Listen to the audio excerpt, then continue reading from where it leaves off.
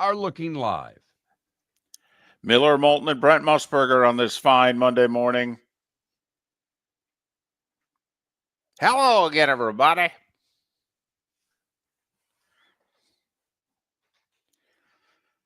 For some reason, I feel pretty good this morning. I do too. I celebrated my lowest weight in my diet by having pizza last night. Nice. Well done. We were driving home. I said, I need 7 o'clock leaving Lauderdale. I'm like, my whole reason for driving 85 miles an hour was to get to Marsalis before 9 o'clock to get a pizza. I told her, I said, I looked at her, I said, 8:20. At 8:20, you order the pizza. It's going to take 25 minutes, and I can get there at 8:45. I can make it there at 8:45. Damned if I didn't get there at like 8:46. Officer goes, do you know how fast you were going? I was going, sir, as fast as I needed to get to the pizza place before it closed. Yeah. All right. And I have no problem with you writing me the ticket. But could you follow me to the pizza place? I'll give you a slice. It's not a bribe. Right. I just need I need this warm pizza. You got that right.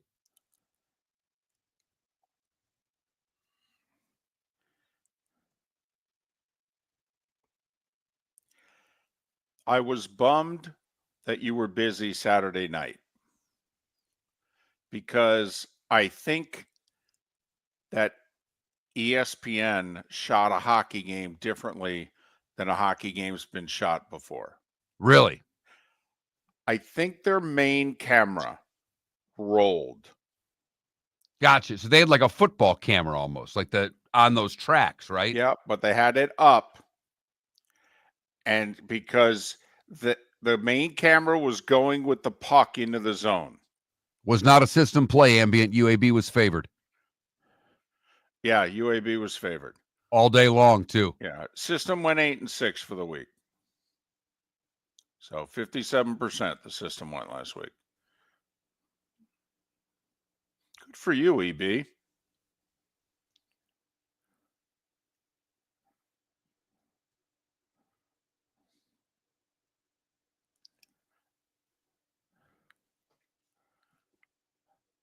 Also, another reason why I wanted you. I give Tom McClellan a lot of credit for saying, yeah, did the refs miss the call? Oh, yeah, they missed the call. But we had 2 defensemen back against 1 forward. We never should have allowed that to happen. And that's true. But, oh, my goodness, did you see? I was home by that time. It's like missing a face. That's like missing a face mask on the quarterback. I mean, that was right there. Right there. What are you looking at? And they convene, and I thought the replay official they bring on, he's like, look at it, unless it's a cut, the linesman can't make that. But hockey fans don't always know. I mean, it's like, boom, here it is. It's well, right. Once they're convening, you're thinking that's what they're convening about. And Scott Jackson was explaining, or Dave Jackson, or whatever his name is. Yeah, that stung. Especially to get that goal to come back and tie it. Yep. It was a good game. Loved both uniforms, by the way. It's funny. I had some Wings fans tell me they didn't like the helmet. I liked the helmet. Didn't like the white stripe down the middle. I wouldn't want it for 80 games, but I thought for an outdoor game, it had a little, they kind of threw it.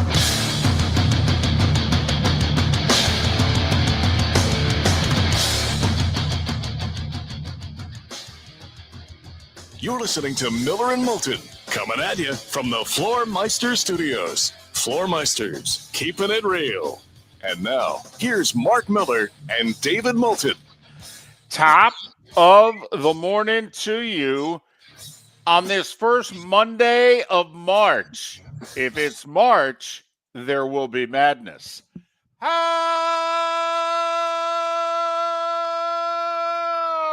the heck are you, Miller and Moulton? MillerandMoulton.com, Miller_Moulton on X. Hope you had a great weekend. Thanks for starting your week off with us. Top of the morning to you, Mark. How are you? I am doing fantastically, David. How about yourself? Doing really well. all right, I have to admit, was also thrilled because I like the monologue for the Oscars. I do. All right, I watch the monologue every year. Don't care who's hosting and what have you. I want to see the monologue, and so was thrilled. My wife, we turn on the Oscars at right before 7, and we're thinking we're going to get, she wants to watch the people in the pretty people, The in red pretty carpet, right? outfits, The right? beautiful dresses and the Right. yellow tuxedos or whatever the hell he was wearing last night. Right. Okay.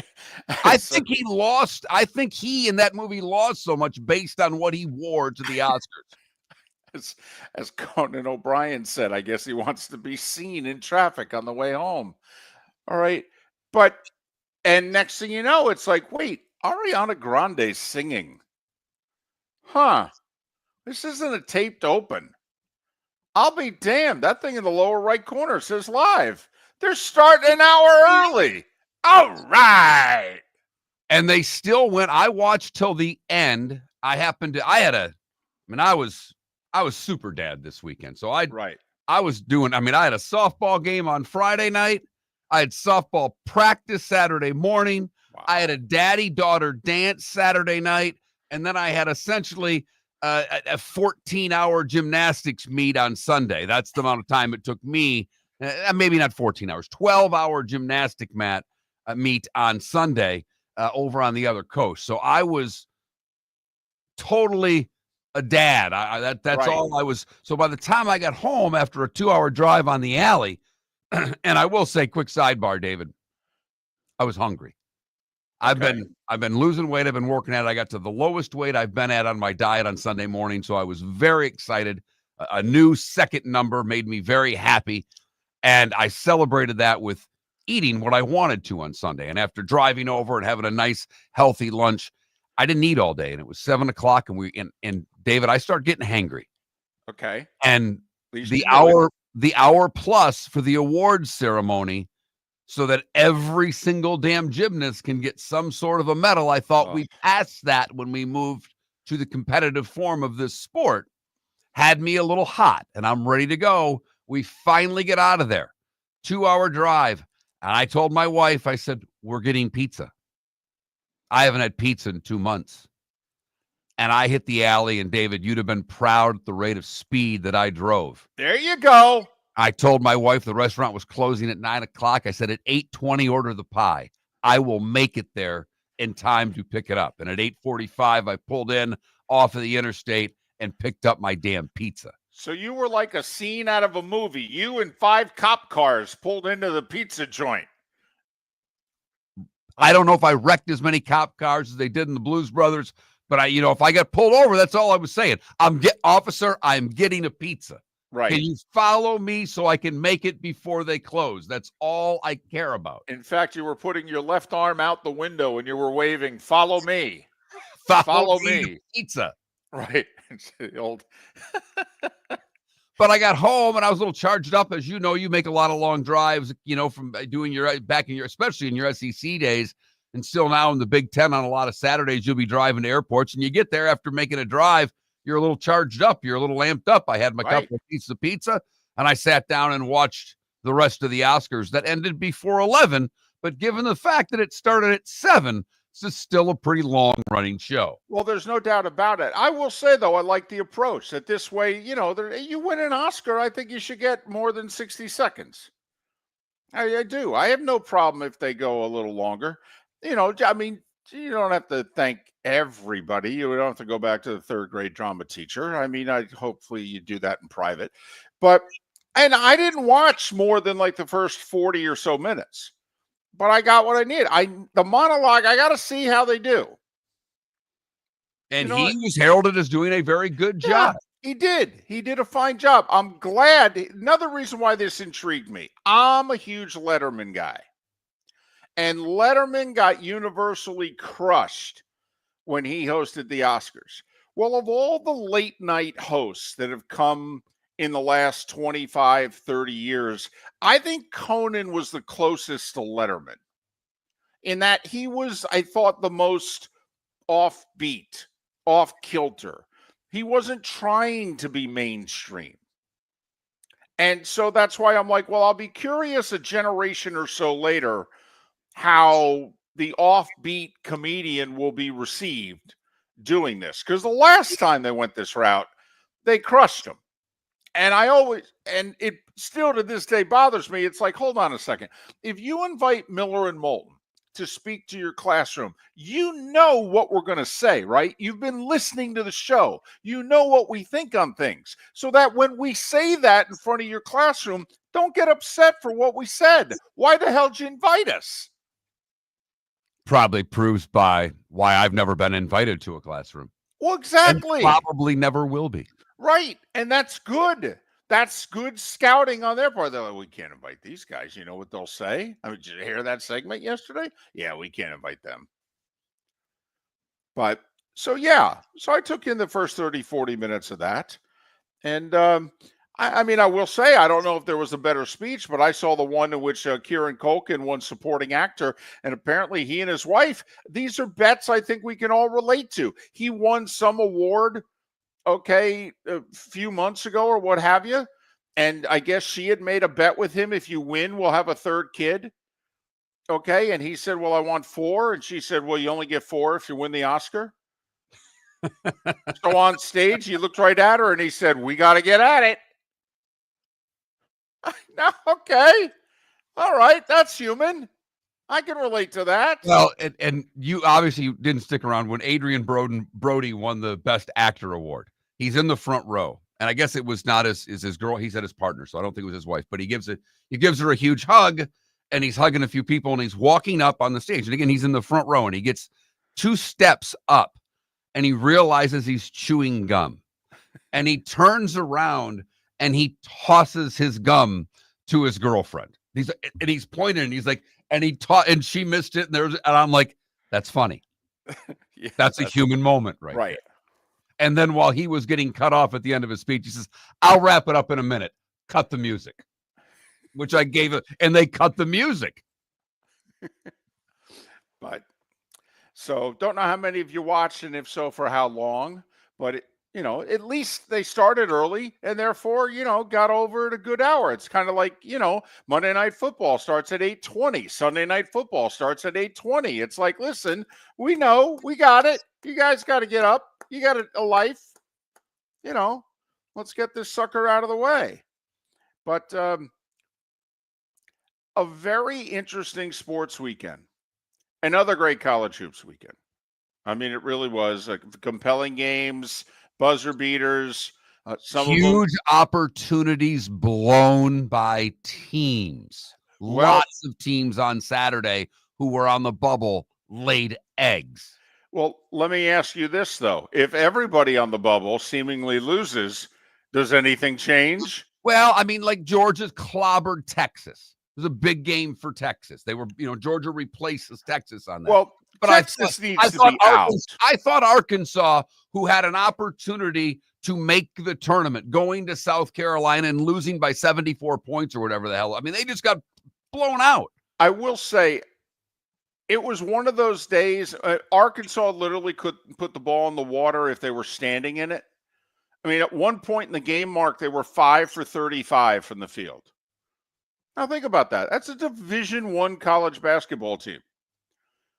That's 14%. But 5 for 35. I know. How about maybe quitting to shoot the 3 and drive to at some point in the first half when nothing's going in? Here's a crazy idea. I know. Go to the hoop.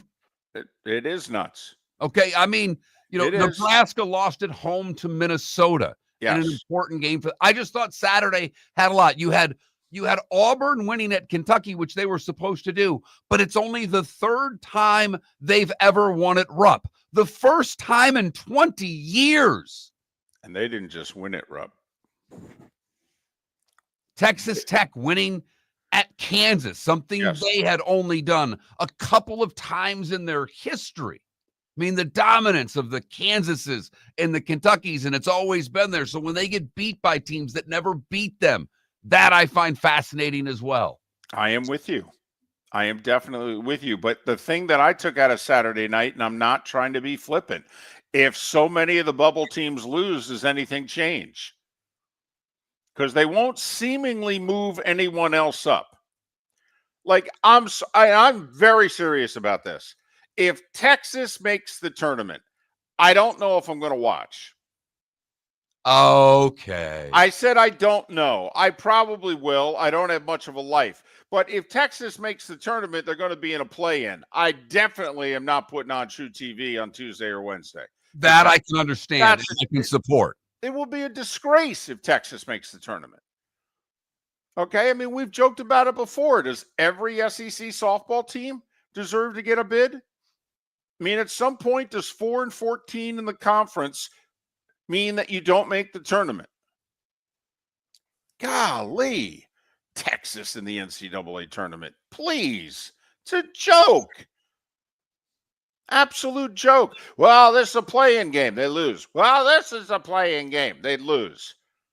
Well, this is a play-in game. Lose. Well, how many chances you get in a play-in game? And I think Tennessee on Saturday cemented Houston's #1 seed in the tournament. That was a good game. It was a really good game. Yeah, I will say though, they gotta work on the length of these college basketball games, because it's starting either that or the networks need to account for it better, because it got in the way of the hockey pregame. And the outdoor game stuff is big pregame. They honor Johnny Gaudreau. Both teams in such a great way. Yeah, I mean, it was a little awkward for his. Thank goodness he hit the shot. My goodness, for what it would have done. So, but it was a fun sports weekend with the Oscars thrown in. David Sampson on the show tomorrow to wrap up the Oscars.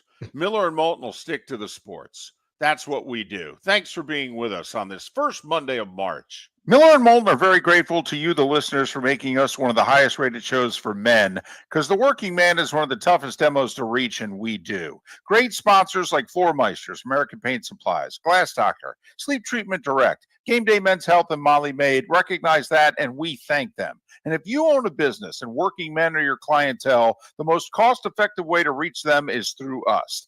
Text Miller and Moulton at 21,000 or directly via X at that Mark Miller or the David For Moulton. over 50 years, the Nolan family has been dedicated to protecting local families. Nolan Family Insurance is a second-generation independent agency that specializes in home, flood, auto, and boat insurance. They take the time needed to explain your coverage options and answer your questions so you can make an informed decision that's right for you. If you're looking for an agency that treats you like family, call 941-639-1122 or go to nolanagency.com. That's 941-639-1122 or nolanagency.com. American Paint Supplies, for nearly 30 years, is your one-stop shop for all your coating needs. If you are a designer, a contractor, a professional painter, or a weekend warrior, American Paint Supplies is the place where experts go to get expert solutions. At 6100 Shirley Street in Naples off of Pine Ridge, American Paint Supplies delivers the best solutions with the best products with the best support. Meet Gene and his team today at American Paint Supplies. Call 239-566-2700. That's 566-2700 or online at AmericanPaintSupplies.net. Basketball's heating up the hardwood. What a great time to stop in at the Floor Meisters and look at their hardwood. A large selection to choose from, including Mirage hardwood flooring. Floor Meisters has a look and style you want. Mirage wood is grown and made in Canada from the finest quality wood flooring you'll find. And while you're in, ask to see the Petite Enfant collection. 5 custom colors made only for the Floor Meisters. So good it has a 35-year warranty. Floor Meisters, 6281 Naples Boulevard, next to Costco, or floormeisters.com. This is Miller and Moulton.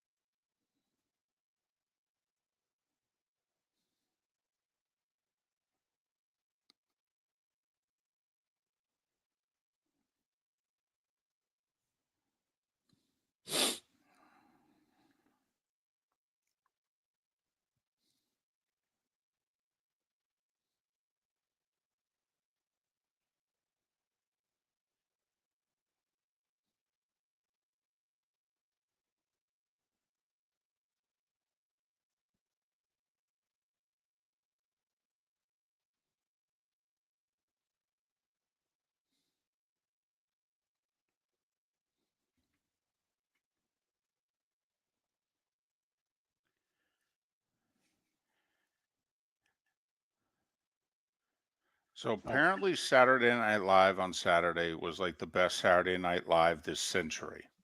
Apparently, I watched the opening thing. The Right. guy who did Rubio, that was funny. I didn't find the sketch that funny, but I found the guy doing Rubio hysterical. I thought the first 5 minutes of the sketch worked. I thought the last 2 minutes was, too long. Yeah, I didn't find it that funny. I mean, I thought the material was too easy to not be funny. But there are like 6 different skits that I've seen people post on X from this Saturday Night Live, from people going, this is the best thing. This is the best thing. This is the funniest thing.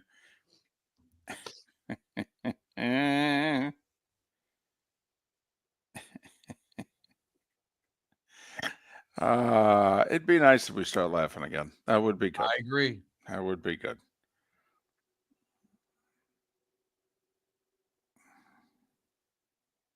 Yeah, I heard the couple of beer skits. It's funny. I fell asleep right after the first skit. I just wanted to make it for Weekend Update because I find that so funny, and the Belichick line is about as good as it gets.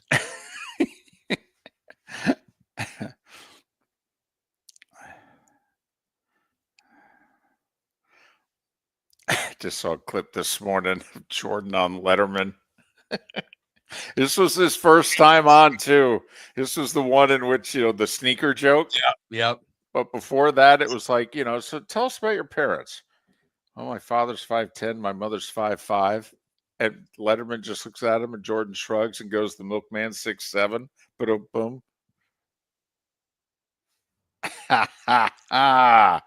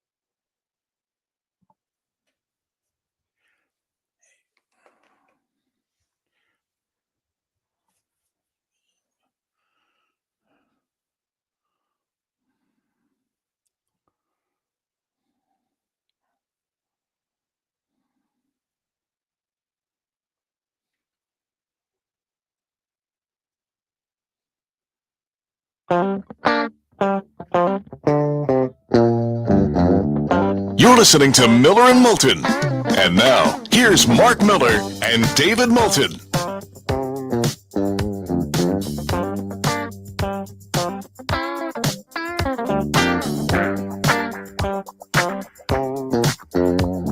Minutes past the hour. Miller and Moulton. MillerandMoulton.com. Miller_Moulton on X. Hey, this may be a little too nitty gritty for, this early in the show, but can you help me with something involving the NFL salary cap? Are you ready? Okay. Okay, these are the facts.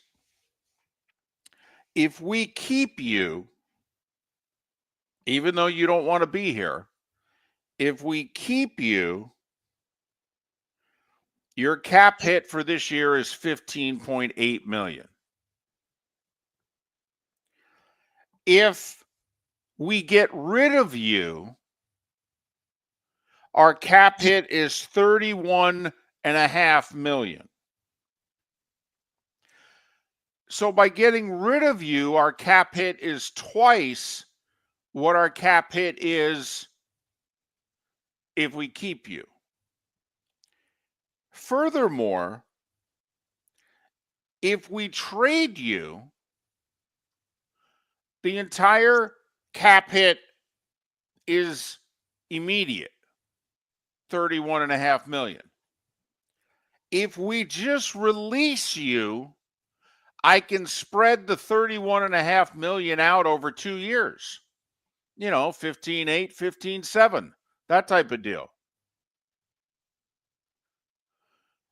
So why would I trade you for a 5th round pick and absorb the $31.5 million cap hit right away when it seemed like keeping you at half price or cutting you post June 1st and spreading out the $31.5 million over 2 years?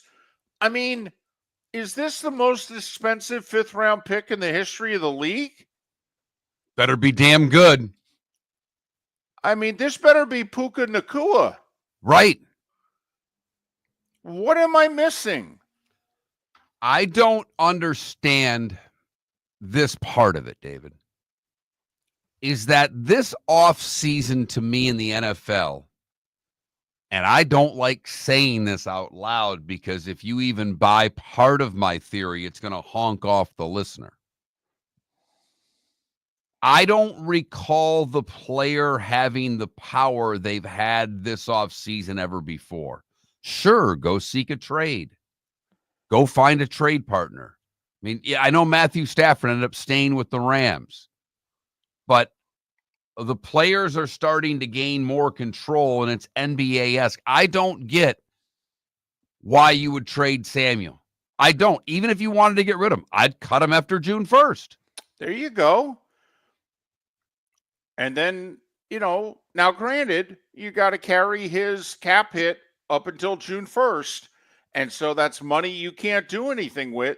But if you get rid of him now, it's less money you can do anything with. Well, right. If you had kept him till June 1st, you're only carrying 15.8 on the books. And then when you release him after June 1st, you're saying, well, we're going to do 15.8 this year, 15.7 next. Now, you just cost yourself $15.75 million for a 5th round pick. I mean, what are you doing, Debo a solid? And why? Is this to be nice to Debo? And do you think why? That's what I don't understand. The cold reality is, you say it all the time. I'll get another one that looks just like you. Right. And Debo's an incredibly talented player. I don't know if you can go get another one that looks just like him. Well, but this ain't 2021 Debo Samuel. I got you. I mean, that guy you can't go find. 2021 Debo was the versatile. They should have gone to the Super Bowl that year. They dropped the interception, the whole deal. All right, he was amazing in 2021. Tailback, receiver, moved them all over. He's been hurt on and off for 3 years here. He leads the league in drops over the last 3 years. He's not a great route runner. Now, I think what Kingsbury will be able to do with him and Jaden Daniels, and I think the versatility that he offers makes Daniels even that much more dangerous. Whereas a Brock Purdy, who's a stationary quarterback, there's only so much you can do with Debo. Now you can do more with a running quarterback easily. And he goes to Washington where he's a number 2 receiver, not a number 1, because McLaurin's better than him. And he runs better routes and he has better hands. But Debo is a number 2? Yeah, that'll play. Absolutely. Love this for Washington. Can't say a bad thing about it for the Commanders. They gave up a 5th round pick. So they have the money to absorb the salary on their cap. They had more money under the cap than any team in the league. Right. Didn't they have like $73 million or something ridiculous? Right. So I think they still have like nearly 60, even with taking on Debo. And they're not saying, hey, we're going to sign him to a long-term deal. Maybe they will, but they didn't come out and say that.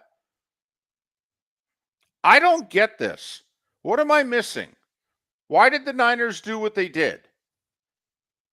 Now, I can understand it if you're tearing it all down and you're not expecting to contend this year. But that's not what they're saying at all. They're saying that last year was a blip and we're going to put Humpty Dumpty back together again and we're going to be the Niners of the last 6 years. Okay. Then why'd you take the $31.5 million cap hit? Oh, and just a quick sidebar. In Dallas, if you wouldn't have spent so much money waiting on Dak and CeeDee Lamb, here's another player that you could have been able to get for a song, a fifth-round pick. But see, you don't have the money, and someone in your division went and got him. Enjoy the offseason, Cowboy fan. By the way, the Commanders give up a fifth-round pick for Deebo Samuel. The Cowboys gave up a fourth-round pick for Trey Lance. Yes, they did. Okay. Yes, they did. Commanders have to be laughing. They're in the same division as the Cowboys and the Giants. I mean, honestly, don't you think they just call the Eagles up and they go, "Can you believe we're lucky?" The two of our teams in our division, they're just incompetent. Checkers and chess, man. They're just, isn't it great? It really is. Isn't it great? You got a young quarterback. We got a young quarterback. You're competent. We're competent. Isn't this fun? We're like an hour and a half, same highway, connecting both franchises. You want to get together for lunch Thursday? Think about the Eagles before the new ownership in Washington when they actually figured it out. And they were the only team in the division that knew what the hell they were doing. Right. And they'll take Washington's calls, but they put Washington on mute while they're talking and go, listen to these guys thinking that they're like us. 1 year and they think they're like us. Good luck. It ain't that easy. We've been doing this for a while. You want to join the party? Let's see some consistency out of the Commanders. And I think they'll have it because you know how much we love Jaden Daniels on this show. But they've got to prove it over the course of a couple of years before they're in the same breath as what the Philadelphia Eagles are doing. You know, you do make a point. They putting the Commanders on mute and they're going, did they know the final score of the NFC Championship game? Am I missing something? We put double nickel on them, didn't we? I thought we did. Saquon's still running, I believe. We had to find him. He was in West Virginia. We had to pick him up, take him to the Super Bowl. Man. So that's all. I just wanted to, can anybody help me? Anybody got a theory, anything? I mean, I totally understand if they'd cut him. I would. Totally understood if they just said we're cutting Deebo on June 2nd. For a fifth-round pick. It's not like they got a day 2 pick. No. And by the way, this apparently was the best offer they got, right? They shopped them to the whole league. My question, where's the Steelers in all this? I thought they were giving up multiple picks last year and signing them to an extension. What happened to the Steelers in a year's time? I mean, if anything, Pickens is more of a head case now than he was in August. Help me out here. Why didn't Pittsburgh give up a fifth-round pick for Deebo Samuel? We'll go to Washington, talk to Scott Jackson, little Commanders talk then, and David Laurila to talk some baseball on the show. The Starting Five is next. Defining a new era in men's health. Get stronger and healthier at Game Day Men's Health. With our in-house laboratory, get in, get treated, and get back to your passion and purpose. Call 239-427-3441 for our Bonita Springs or Naples location to set up your free testosterone test and consultation. Mention Miller Moulton Radio Show for a 10% discount on your service. Start living your best with Game Day Men's Health, Bonita Springs and Naples. Call 239-427-3441 today. A sleep problem but don't want to wear a CPAP mask? This is Mark Miller for Sleep Treatment Direct. The mask wasn't working for me, and I didn't think I had an alternative. I do. We all do. They have such simple alternatives with greater success than the mask. Visit sleeptreatmentdirect.com. That's sleeptreatmentdirect.com. And if you are like me and your CPAP machine isn't working for you, it's time for a change. Call 239-444-1741. That's 239-444-1741. Sleep Treatment Direct. Sleep safe and sound. Wine glasses never fall over until you get a brand new rug. Oh, no! Ketchup bottles act normal till you're wearing a new shirt. Oh, you kidding me? And rocks slide peacefully on the road till the day you get a brand new windshield. Then they fly up off the road and attack without mercy. That's why new windshields from Glass Doctor come with our windshield protection plan. Unlimited repairs and one replacement for 12 months. Don't just fix it, protect it. Glass Doctor. A neighborly company. Basketball's heating up the hardwood. What a great time to stop in at the Floor Meisters and look at their hardwood. A large selection to choose from, including Mirage hardwood flooring. Floor Meisters has a look and style you want. Mirage wood is grown and made in Canada from the finest quality wood flooring you'll find. And while you're in, ask to see the Petite Enfant collection. 5 custom colors made only for the Floor Meisters. So good it has a 35-year warranty. Floor Meisters, 6281 Naples Boulevard, next to Costco, or floormeisters.com. This is Miller and Moulton.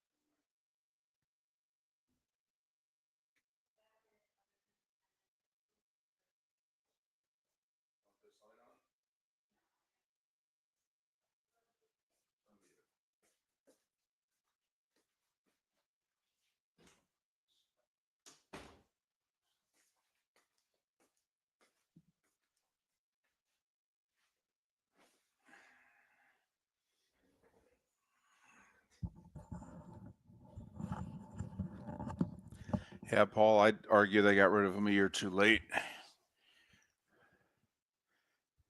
I thought Pittsburgh was going after Ayuk with those trades. Oh, last you're year. right. My bad. That's all right. I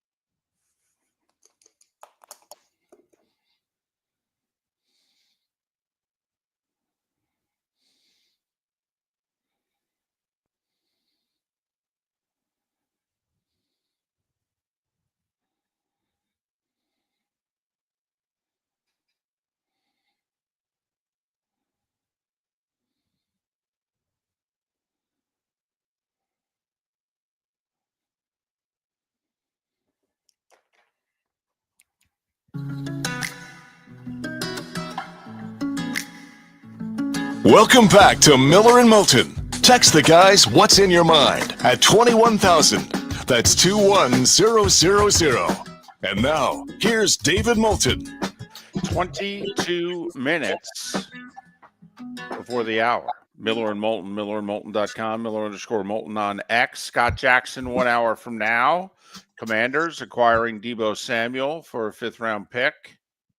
They can afford to spend the money on Deebo. Didn't give up much to do it. David Laurila to talk some Major League Baseball, some interesting developments over the last 48 to 72 hours. But right now it is time for The Starting Five. 5 big stories you need to know. Here is The Starting Five. Well, Mark, we'll start with the NFL because it's really popular. The Combine has come and gone.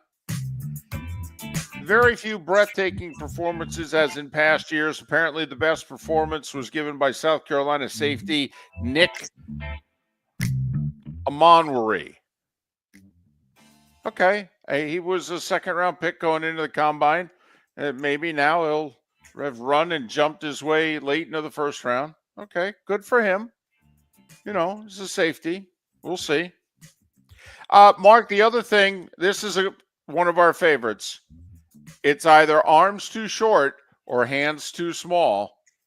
This year, Mark, we had arms too short. LSU offensive tackle Will Campbell expected to be the #1 tackle. Okay, well, Mark, apparently his arms are too short. David, Uh-huh. you mock all the time. Yes, I do. Yes, I do. Yes, I do. I know you do. And gentleman that did the draft with Pat for all those years and kind of wrote the book on the NFL draft. Right. He basically, Gil Brandt. Yeah, Gil Brandt. Yeah. No, he would look at Will Campbell and he would say his arms are too short. He can't play tackle. Correct. And I would look at Gil Brandt and say, sir, obviously you have forgotten more about football than I would ever know. But can I just ask you one question? Then how come he blocks everybody? The same people he's going to be blocking on Sundays too, by the way, because he plays at LSU in the SEC. I mean, I'm just asking a question. I mean, he's blocked like 13 1st and 2nd-round picks. Who's left for him to block? I'll hang up and listen. Stafford staying in Los Angeles after all. Vegas now is turning their attention to the trio of Sam Darnold, Russell Wilson, and Justin Fields. The Giants are turning their attention to, wait for it, Aaron Rodgers. He's 41. He'll be 42 in December. But he's got a house nearby, Mark. I mean, he doesn't even have to move. No, very convenient for Aaron. Yes. The Giants literally don't have a quarterback on the roster right now. So they're looking at everybody. Does Pittsburgh? I don't know that they do either. Okay. The Browns, by the way, the word is they are drafting a quarterback at #2. That's the word. Yeah, all right. Rams re-signed offensive tackle Alaric Jackson. He got $19 million a year for 3 years. As we mentioned, Deebo traded for a 5th-round pick to the Commanders. 49ers absorb a $31.5 million dead cap hit. Wow. College basketball. Michigan State on senior day got it. It was senior day, wasn't it? Or do you guys have one more home game? No, I think senior day is Michigan next week. Oh, okay. Michigan State took a 1-game lead in the Big Ten with a 71-62 win over Wisconsin, and they have the lead because Michigan on their senior day got pounded at home by Illinois. See, when Illinois makes 3-pointers, they can be good. Well, And in fact, if they just make, I think it's like 25% of their 3-pointers, they're pretty good. Well, here's the other thing also. When they make shots, they play defense. See, and when they don't make shots, they get discouraged and they don't play defense. Illinois apparently has the most 20-point wins and losses of any team in the nation. I thought one of the basketball ex people that I followed, and I follow a few of them, but basically he said, I don't like Godfather 3, but I'm using the pulled me back in line referring to Illinois yesterday. It's like, yeah, okay. Can you pick them in the tournament, though? No. I mean, come on. They're going to be, what, 7, 8, 9, 10? Okay, and but can you pick them to win a couple of games? Well, but they also could lose by 15 in the first round. Yep. And then they could win 3 games. They're a nightmare. I will say this, by the way, mark it right now. I'm taking whoever Michigan is playing in the first round of the NCAA tournament. Michigan's going to be a 4-13 or a 5-12. I'm taking their opponent right now. Wow, slapping Dusty May in the face like that before the tournament even starts. I love Dusty May. I'm just saying, I think Michigan's peaked. Memphis, good win for them at UAB. UAB was favored, 88-81. South Florida, year started tragically. It's gotten worse. FAU beat them at home, 69-63. Mark, do you know the madness officially started last night in the A-Sun? A-Sun playoffs got underway with 2 play-in games yesterday. Defending champion Stetson out in the 9-10 play-in game. They lost to the 10-seed Central Arkansas, 77-72. They'll now play top-seeded Lipscomb. Don't laugh. The 10-seed beat the 1-seed last year in the A-Sun playoffs. And remember North Florida's start to the year? They beat a bunch of good teams. They beat South Carolina and Georgia Tech. Well, they beat a couple of big schools because South Carolina certainly isn't good. South Carolina and Georgia Tech. Yeah, they got beat by Austin Peay by 21 in the play-in game last night. They didn't score the last 6 minutes of the game. It's really tough to win that way. North Florida, those big wins early, they finished 15-17. The Ospreys got a really nice coach. All right. Maybe the nicest person I've met in all of college athletics.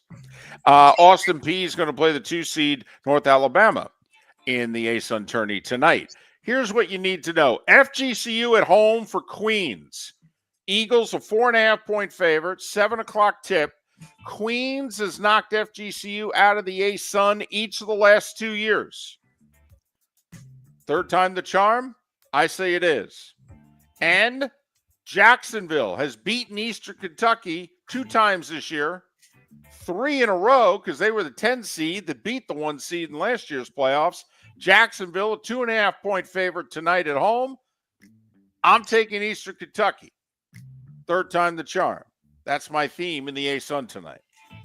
Women's college hoops, by the way, the madness is underway. 7th-ranked LSU, 8th-ranked North Carolina, 11th-ranked Tennessee, all lost at home yesterday. TCU beat Baylor. And TCU won the Big 12 regular season title. Saturday night, by the way, they got prime time. Give it up to Fox.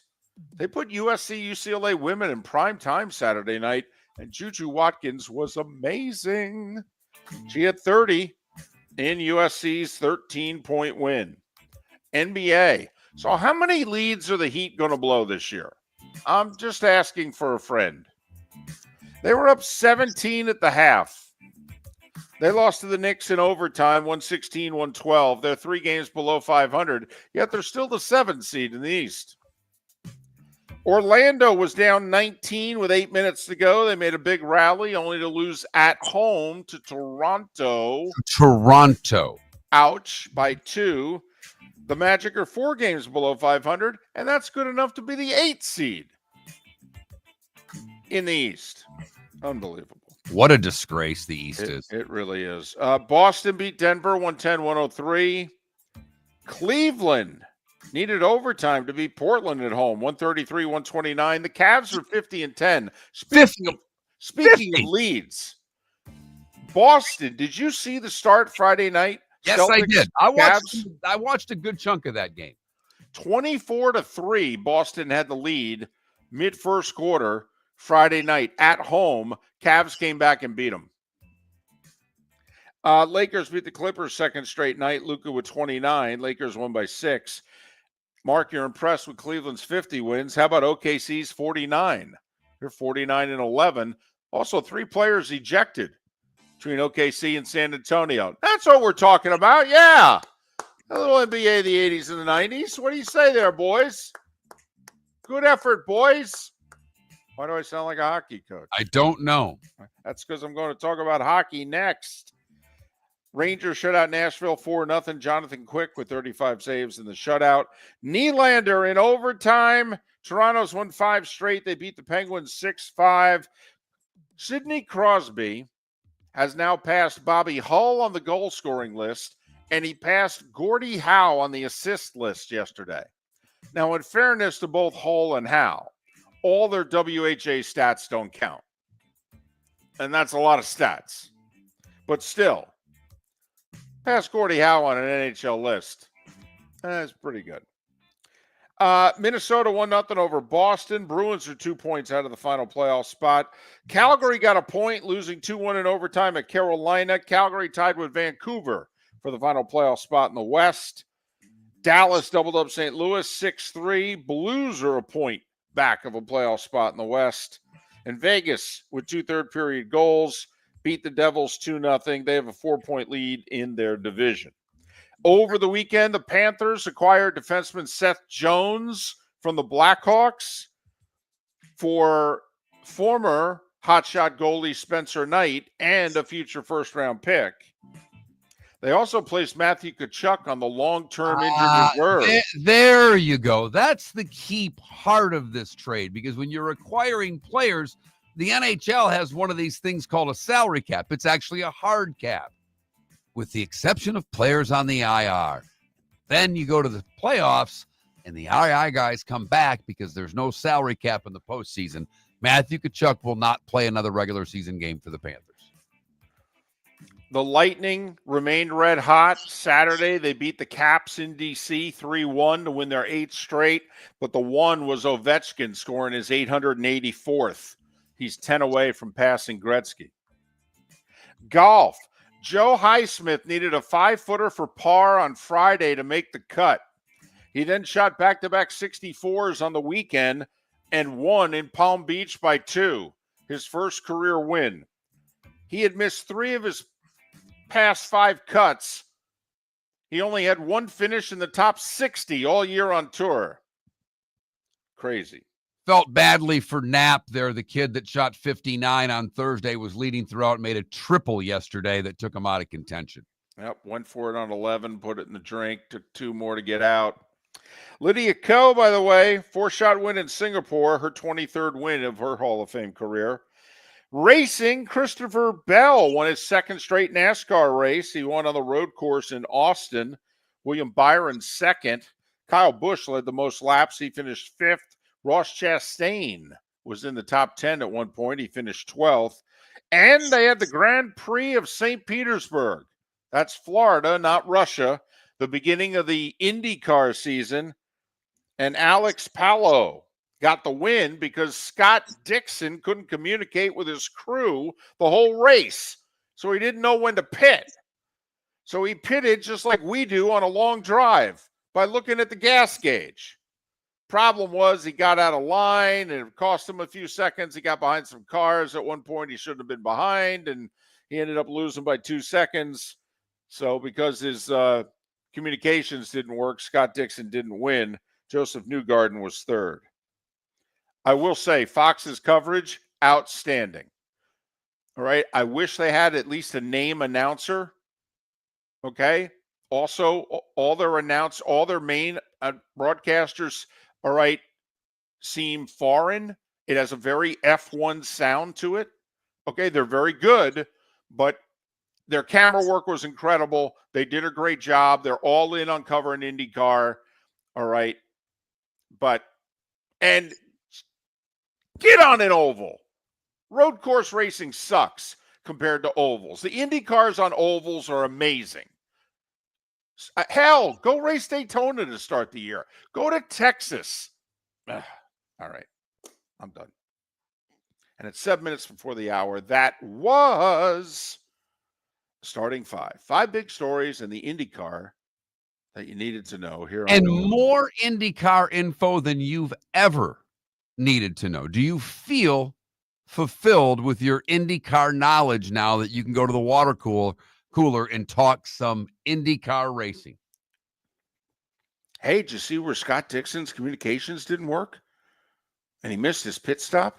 It's like us when we don't stop at exit 13 and we go to exit 11. Then we got to drive 3 extra miles to find the gas station.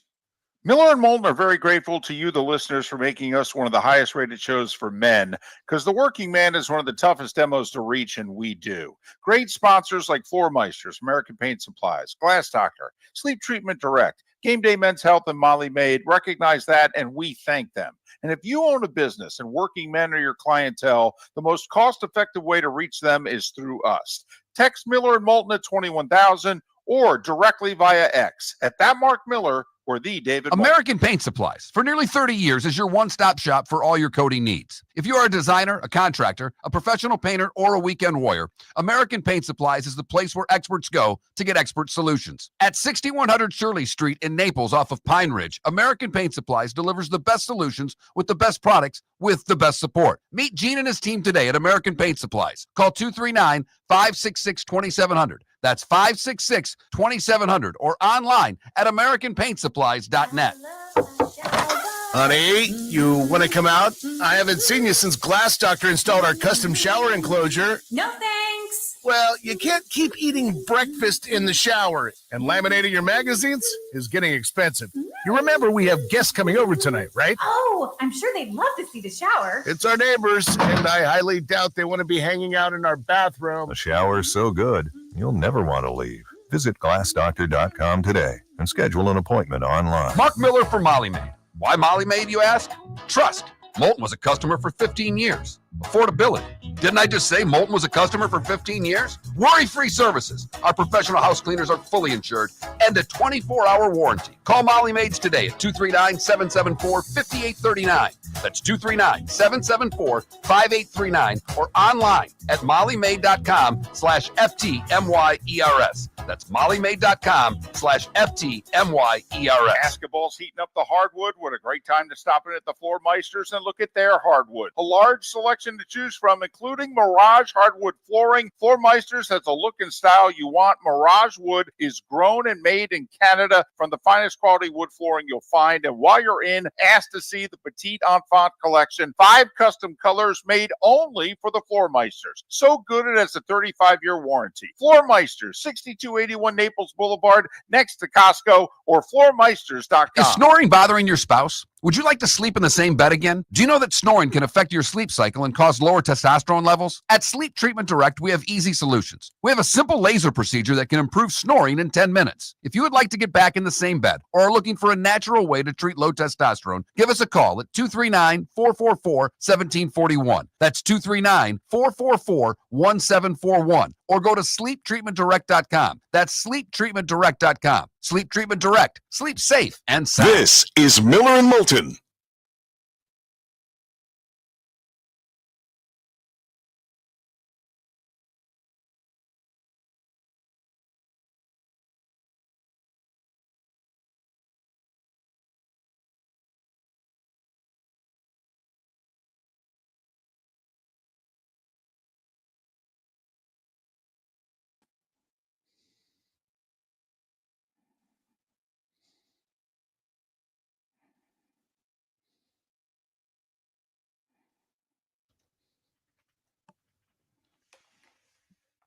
All right, poll question nominee.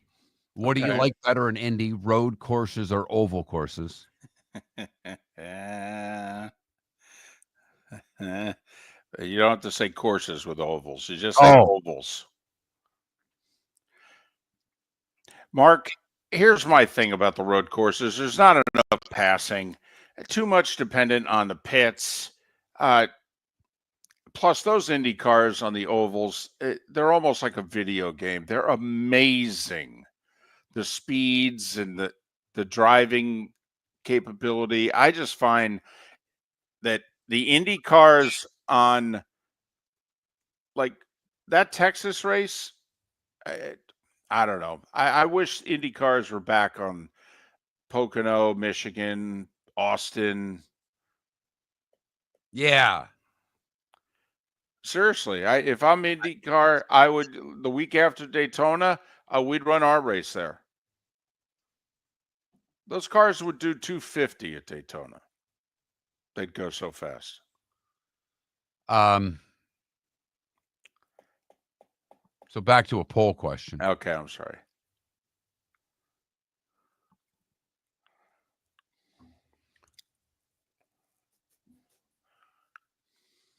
Which quarterback would you draft? Cam Ward, Shedeur Sanders, none of the. Which quarterback would you take with your first round pick? Cam Ward, Shedeur Sanders, somebody else, none of the above? You put Dart up there just for a third or no? Want to put Dart? Want to put Ewers? Want to put Jalen Milroe? God. Or do we just put the Sanders and Ward? Well, I was just thinking Sam, Sanders, Ward, someone else, none of the, no one's worthy, something like that.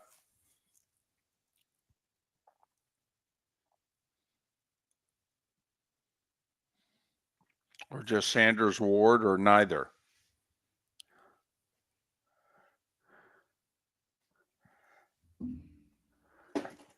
How about Bolts Panthers tonight? Probably be blacked out. That's the bad part.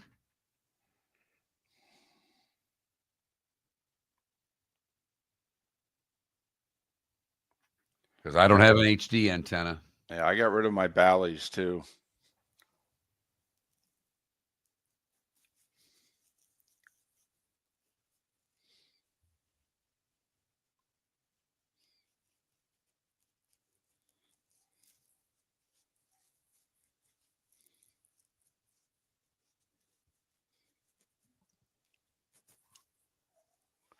I think we got a chance for a slobber knocker tonight with Tampa and Florida. I think we got a shot. I think we got a shot at a couple fights tonight.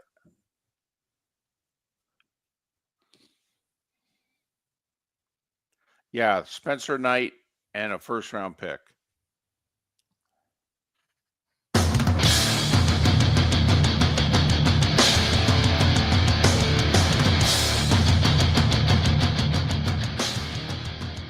You're listening to Miller and Moulton, coming at you from the Floor Meister Studios. Floor Meisters, keeping it real.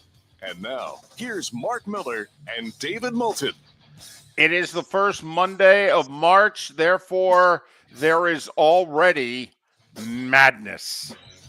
Yes. Small conference tournaments are underway, baby. Ha ha. Selection Sundays in 13 days. Dayton's 2 weeks tomorrow. You get the idea. 2 weeks today, by the way, I think is when the Dodgers and Cubs are halfway around the world starting the Major League season. But Miller and Moulton, millerandmoulton.com, Miller_Moulton on X. You got a couple fired up hosts, ladies and gentlemen. All right, it's March. We're geeked. And we were geeked over the weekend in what we have different observations on a very solid college basketball weekend. I thought a lot of teams blew some big opportunities Saturday. David thinks it's much to do about nothing because all the bubble teams lost. But you had Auburn going in and just pounding Kentucky on Saturday. They hadn't won in Rupp in 20 years. Texas Tech takes us to Kansas. They had won there in forever as well. But Oklahoma had an opportunity. They lost. Arkansas had an opportunity. They spit the bit and got blown out by a terrible South Carolina team. Texas just completely caved at Georgia. Nebraska lost at home to Minnesota. Yeah, that's a bad one. That's a bad one. That's really? We're supposed to put you in the tournament? Well, Arkansas. Well, but it's funny. Arkansas had just beaten Texas. All right, you go through how Arkansas had played here the last couple of weeks. Arkansas lost what, a one-possession game to a top 10 team last weekend. All right, I mean, Arkansas had played really well. Listen, they were horrible Saturday, but I'll say it again. I think it was one of those. They were 5 for 35 from the field at one point. I just think that that's one of those days that you can't account for. I mean, does it matter if they had lost by 3 or lost by 30? But come on. Suppose not, David. But I look at fine. It's the worst team in the SEC. They had one conference win. You can't go lose that game, period, let alone get blown out. Okay. But so then you're going to kick them out? Because you can't kick them out over Texas. You got to kick Texas out first. See, that's my thing. You're fine. I have no problems if you want to keep Arkansas out, but you got to keep Texas out first. And right now, according to Shelby Mast, who we have on the show a lot and trust with bracketology, his first 4 out: Xavier, Ohio State, Texas, and North Carolina. But the last 4 in are Nebraska, Oklahoma, Boise, and Arkansas. Right. And why are they the last 4 in? Read the first 4 out again. Xavier, Ohio State, Texas, UNC. The next 4 out are Colorado State, who was supposed to be good and has been terrible all year long in the Mountain West. Wake Forest, which has really struggled down the stretch. Cincinnati, who's lost over the weekend, and TCU. And we need to put 72 or 76 teams in this tournament? Right. Come on, Greg Sankey. Come on, Seth Davis. Look at what the hell is going on right now. Yeah, I'd keep a low profile. This is not the year to be talking about expanding the tournament. And I'd be hammering keeping it at this number if I was everybody else in college basketball. I mean, my goodness, this is a 64-team field written all over it. And the one thing, David, with the conference expansion in the Big Ten and the SEC, you're going to get more of these teams getting beat. This won't stop. See, here's my thing.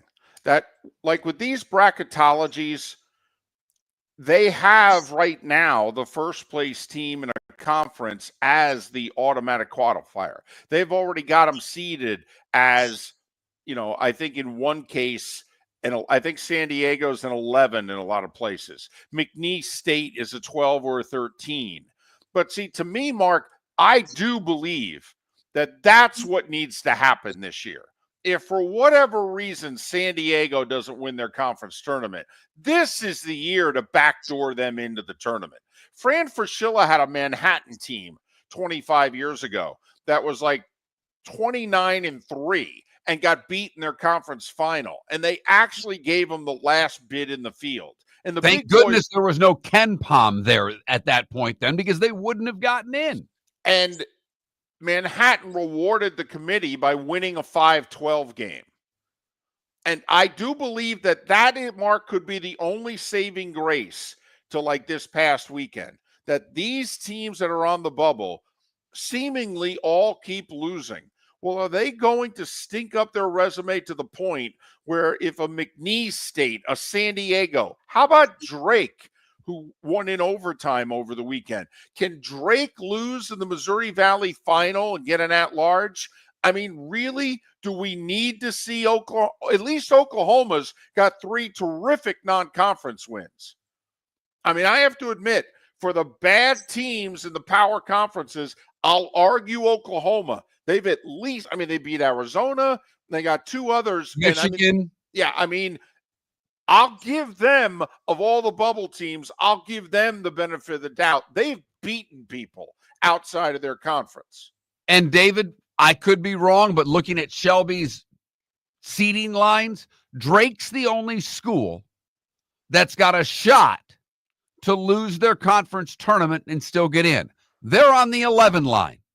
They're right next to at-large teams. The problem is that if they lose that 4th game, we all know what would happen to their Ken Palm rating and all of those metric numbers. That would place them no better than the 12th, which means to most people, they're not an at-large team.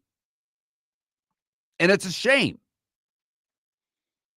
Because this is the year to reward the mid-major, if you will, if they get beat in their conference final. And to say, you know what? I mean, really, do we have to go 13 deep in the SEC or can we go 12? Really? Do we have to go 11 deep in the Big Ten or can we go 10? All right. And can we, sneak so-and-so in there? In fact, Mark, and they do this a lot and it drives us crazy. But this year, I'll take it. If a couple of the teams we just mentioned lose in their conference final, if you want to pit them against one another in Dayton, I'll live with it this year. I will.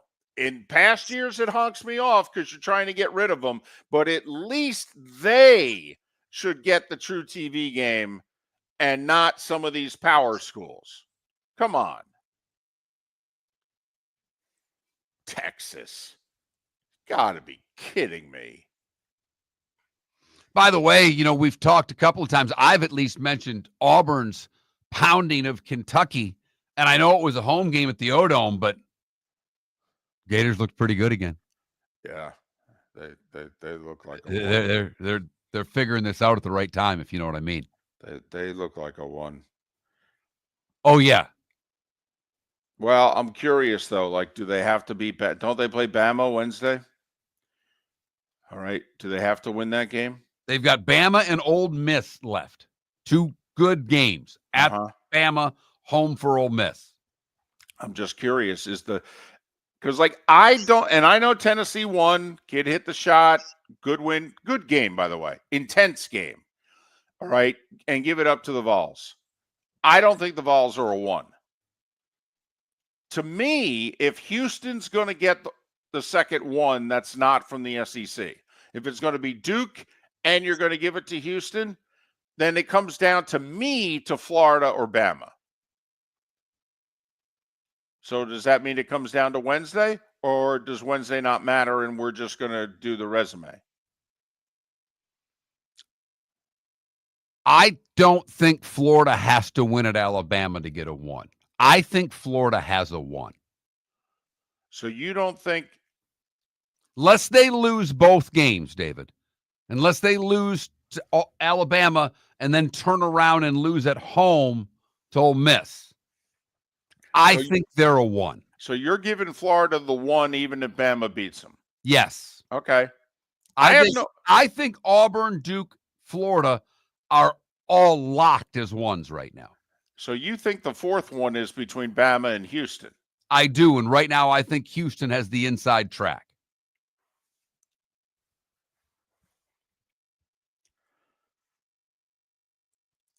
I mean, don't you think that, I will say, if Bama, let's just say you're right. Florida's the 1, they put them out west. Auburn in the south, Duke in the east, Houston in the Midwest. So you got 2 SEC 1s and 2 non-SEC 1s. Well, you're going to have Bama and Tennessee be the 2s, right? Right. In the Houston Duke region. That's correct. So then who are the other 2s? I think we go in Iowa State here, or do they have to beat Houston? Michigan State? I think Michigan State. I don't think Sparty's a 2.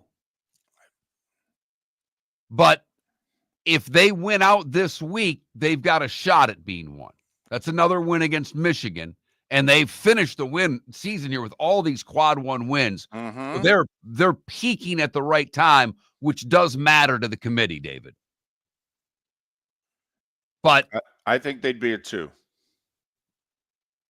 For what it's worth. Would the Johnnies be a 2? No.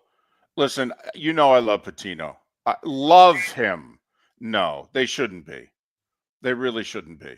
First of all, did you see him on Saturday? They can't shoot.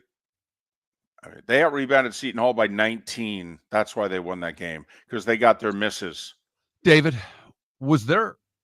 did they play back? Because all I really cared about was Patino's suit. He's done that before. I know. I know.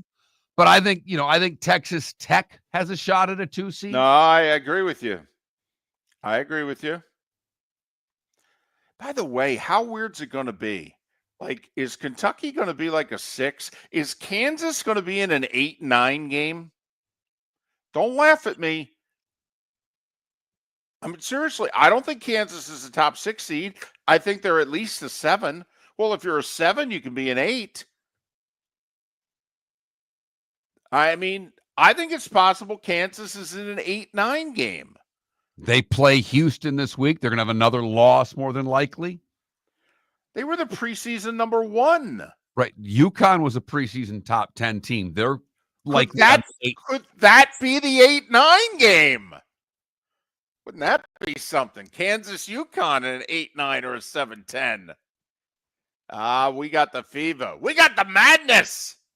Miller and Moulton are very grateful to you, the listeners, for making us one of the highest rated shows for men, because the working man is one of the toughest demos to reach, and we do. Great sponsors like Floor Meisters, American Paint Supplies, Glass Doctor, Sleep Treatment Direct, Game Day Men's Health, and Molly Maid recognize that, and we thank them. And if you own a business and working men are your clientele, the most cost-effective way to reach them is through us. Text Miller and Moulton at 21,000 or directly via X at that Mark Miller or the David Basketball's heating up the hardwood. What a great time to stop in at the Floor Meisters and look at their hardwood. A large selection to choose from, including Mirage hardwood flooring. Floor Meisters has a look and style you want. Mirage wood is grown and made in Canada from the finest quality wood flooring you'll find. And while you're in, ask to see the Petite Enfant collection. 5 custom colors made only for the Floor Meisters. So good it has a 35-year warranty. Floor Meisters, 6281 Naples Boulevard, next to Costco, or floormeisters.com. American Paint Supplies, for nearly 30 years, is your one-stop shop for all your coating needs. If you are a designer, a contractor, a professional painter, or a weekend warrior, American Paint Supplies is the place where experts go to get expert solutions. At 6100 Shirley Street in Naples off of Pine Ridge, American Paint Supplies delivers the best solutions with the best products with the best support. Meet Gene and his team today at American Paint Supplies. Call 239-566-2700. That's 566-2700 or online at AmericanPaintSupplies.net. Mark Miller for Molly Maid. Why Molly Maid, you ask? Trust. Moulton was a customer for 15 years. Affordability. Didn't I just say Moulton was a customer for 15 years? Worry-free services. Our professional house cleaners are fully insured and a 24-hour warranty. Call Molly Maids today at 239-774-5839. That's 239-774-5839 or online at mollymaid.com/FTMYERS. That's mollymaid.com/FTMYERS. This is Miller and Moulton.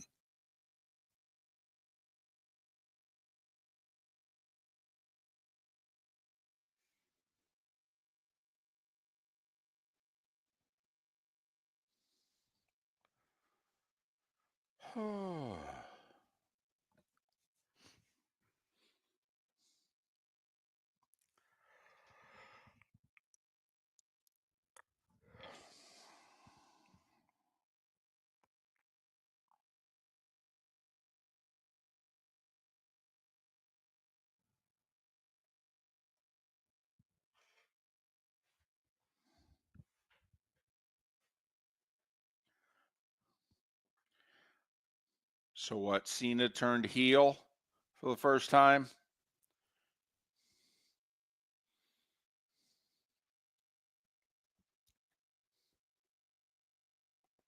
So we're going to go with that for a poll question? Sanders or Ward? Yeah. Sure. And then go, it's up to you if you want to put someone else or if you just both two. Or if you just want to go neither.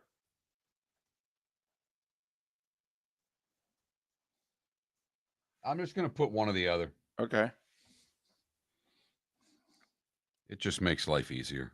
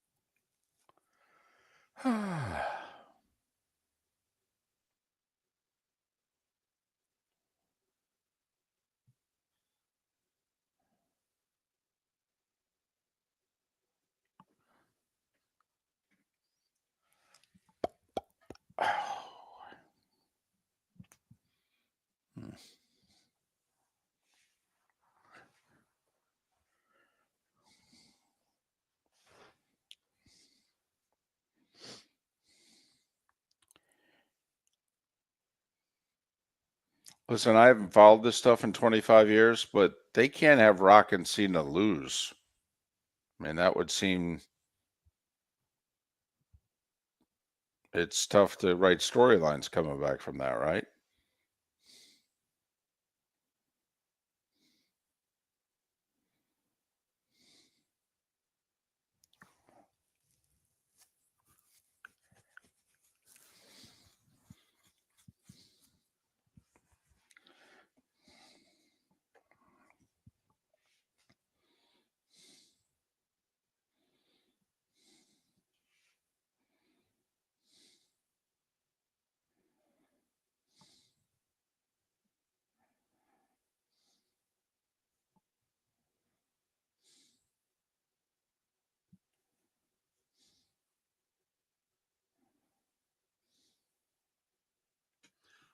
Cute little story here, David. I don't know if you saw this.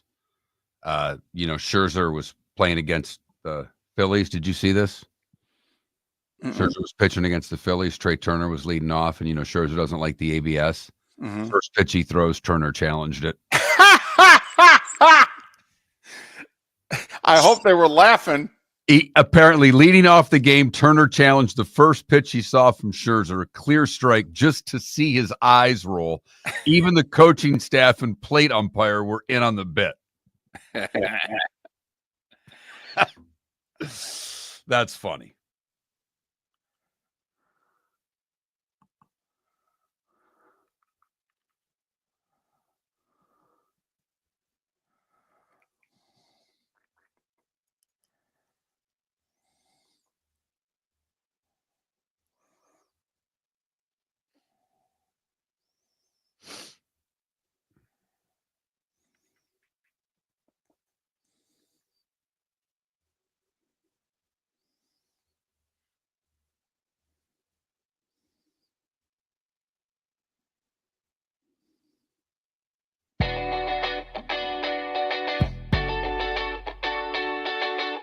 You're listening to Miller and Moulton.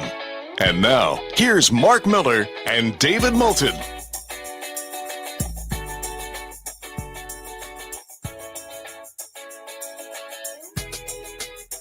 "21 minutes past the hour. Thanks for being with us. Miller and Moulton, millerandmoulton.com, Miller_Moulton on X. Scott Jackson will talk about the Commanders acquiring Deebo Samuel. And I misspoke in the first hour. I got Samuel and Ayuk confused, the two starting wide receivers there for the Niners. Steelers were all after Ayuk last year. Right. Right. I went a little crazy talking about them. Why didn't they just trade him to Pittsburgh? Pittsburgh But it was still, offering it more than still that. stands the reason why wasn't Pittsburgh in on this? Yeah, it was $17.5 million was the cap hit that the Commanders took on. And we know a lot of teams can't absorb that right now, but why'd the Niners take double the cap hit that they would have taken if they could have released him post June 1? Yeah, they don't get the 5th round pick, but they can spread the cap hit out. Anyway, Scott Jackson, talk about it from the Commanders' point of view in a little more than 15 minutes time. Along those lines, the combine came and went. But free agency starts. Tomorrow's a big day. I think by 4 o'clock tomorrow, all tags have to be placed, franchise in transition. And then doesn't the new year begin like a week from Wednesday? Isn't it the 12th? Is it the 12th that the new year begins or the 15th? Well, okay, maybe the legal tampering begins on the 12th and the new year starts on the 14th or something like that. I don't know. Anyway, it's May or March, excuse me. We're getting close to the NFL, 25 season heating up here, at least from a business point of view. But so no sponsor to the poll question, and we thank the Swamp Buggy races, but their final race was yesterday, so they're done. So what's our poll question? We need you. I don't know why he finds it so funny that we are sitting here on the precipice of Armageddon. I just smiled. That's all. That's all. It's just, come on. The first time you were soliciting sponsors today, you knew you were going to get a smile out of me. I even got a text from a buddy that said, "Man, Mark is doing a hell of a job soliciting sponsors." I Is said, he going "He to is." sponsor anything? Actually, he said down the road he's going to spend money with us. That's what I'm talking about. Because we Cape Coral Police Department, great sponsor for a long time. They had a certain amount of budgetary dollars for this. Right. That's done. Right. Yeah. They're gone. We Not Buggy. They're gone. right. Good, A bad, couple and others ugly. we've Right. lost here and there. Right. Added some. Nolan Agency coming on board. If you're looking for insurance, I would beg of you to call them. But if you're looking to sponsor this show, if you want to help us out, we would greatly appreciate it. 21,000 is the number. Text sponsor. I'll get back to you right away. I'll ignore David for half the show if it means getting another sponsor here. Yes, the bonus hour, the poll question, the good, bad, and ugly. Okay, they're all now very sponsorable. Moulton's forehead, whatever you want. We'll sell it. Let me tell you, that's some serious real estate. But our poll question on Friday, on National Pancake Day, which of these breakfast foods is your favorite? French toast just kicked waffles and pancakes butts. Huh. Waffles got off to a strong start in that one. Today, it's very simple. Which quarterback would you take first in the draft? Shedeur Sanders, Cam Ward? That's it. Football, quarterbacks. Which quarterback do you want? And by the way, first, it doesn't mean you have to take first overall. Just, it's your turn and you need a quarterback, basically. Who you taking? So, David, I told you starting the show, I had a busy weekend as a dad. I don't know if you had, and I'm sure you had to do this at some point, but Saturday night, I had a daddy-daughter dance in conjunction with my daughter's school. Now, it wasn't just her grade. She goes to a smaller school, and it was a lot of the grades. So it was kids of all ages. Fortunately, there were about 4 or 5 of her good friends there from school, and they palled around, which means me as a new dad, my daughter entered a new school this year. I know nobody. Right. So I am just there standing. You watching the Wings and Blue Jackets on your phone? I didn't because I thought that would be a little rude to my daughter. I gave my daughter undivided attention that night. Wow. Well, early on in the night, we walked in with 2 of her classmates, and, I kind of had to, we were watching them on the dance floor. They were goofing around, and I'm by the dads, and the dad kind of opened up, and I had to play the introduction. And I'm at the point in my life where I don't really care if I meet another new person. Right. You don't need any more friends. I do. I desperately need more friends, but I don't have the effort to try to get that. I would love to have more friends. That's not true at all. But and so I'm meeting dads. And I got to give it up to a guy named Kyle. Bailed me out. Kyle listens to the show. Okay. And I'm sitting there. They had food and they had a dinner, and my daughter and I had a little bite to eat. And my daughter takes off to go run with her friends. And now I'm sitting at this table essentially by myself. There was another dad and a daughter there, and they looked like they were having so much fun. They weren't even talking to each other. So I didn't really feel like jumping in and talking to them. Okay. And the guy walked by and he said, "Mark Miller." And I'm like, how the hell does this guy know who I am? And I stand up so I got to talk to Kyle for quite a bit of the night. He enlightened me on a lot of things, one of which is apparently, because if you recall, my daughter having all the days off, one of which was the day after the Super Bowl. We couldn't figure it out. Right. Apparently, the principal of the school, big football fan, has decided that the day after the Super Bowl, that the kids can watch the game, give them the day off. I'm the principal. I can do whatever the hell I want. Damn right. We got so many days taking off. You know which one we're taking off? The day after the Super Bowl. Okay. Newfound respect for the principal there. All right. Okay. So I was very happy with that. But yeah, I had to do a lot of those little, the girls are all dancing and the dads are kind of wallflowers, and you get next to, "Hey, hi, Joe. How you doing?" Oh, boy. Feeney, by the way, in our Twitch chat room says Mark wants sponsors, not friends. That's not true. I'd take both. But if given a choice, like our poll question, Cam Ward or Shadur Sanders, one of them is sponsors, one of them is friends. Which would you take? It's funny, David, back in November when the show was completely sold out, I might have said friends. Right now, with the availability that we have, I'm going to go sponsors. Well, it's kind of like a team, Mark, heading into 2024. So-and-so probably wasn't thinking they need a quarterback. And now that the season is come and gone, they're thinking, we need a quarterback. So there you go. So our poll question today, the sponsorless poll question, which quarterback would you take first in the draft?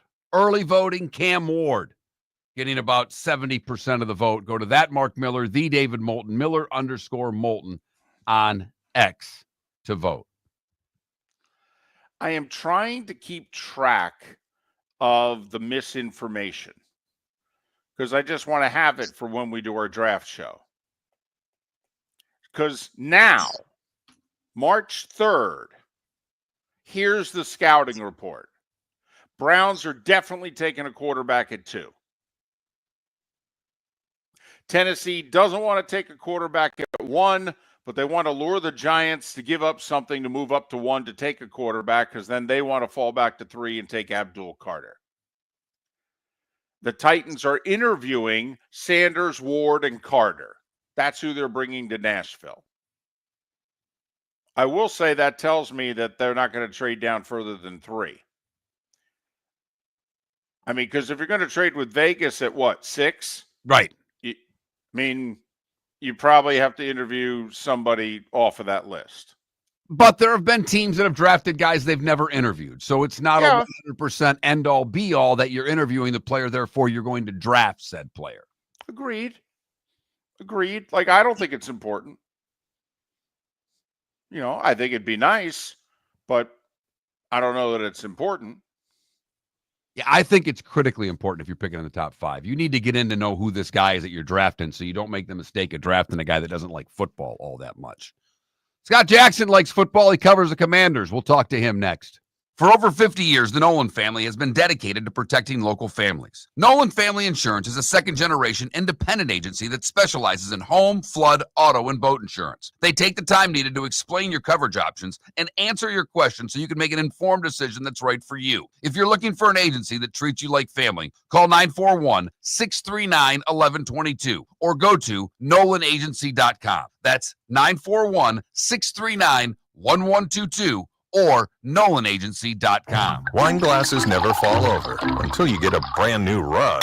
Oh, no! Ketchup bottles act normal till you're wearing a new shirt. Oh, you kidding me? And rocks slide peacefully on the road till the day you get a brand new windshield. Then they fly up off the road and attack without mercy.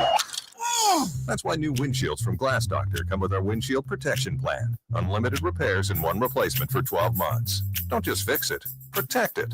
Glass Doctor. A neighborly company. Do you have a sleep problem but don't want to wear a CPAP mask? This is Mark Miller for Sleep Treatment Direct. The mask wasn't working for me, and I didn't think I had an alternative. I do. We all do. They have such simple alternatives with greater success than the mask. Visit sleeptreatmentdirect.com.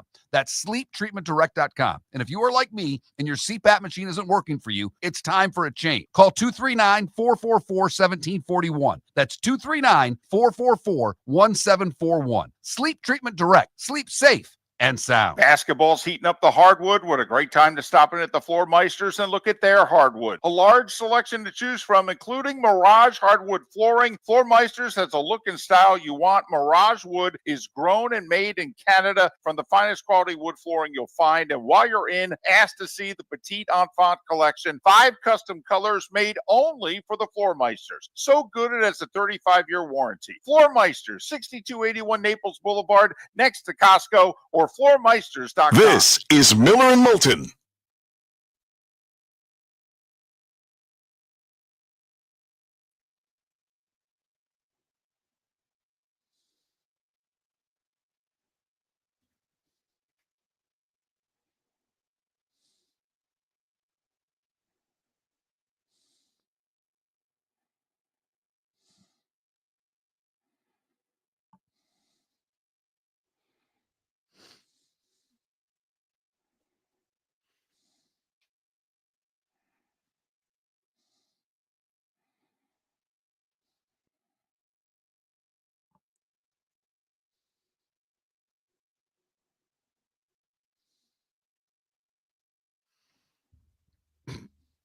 Super 70 Sports.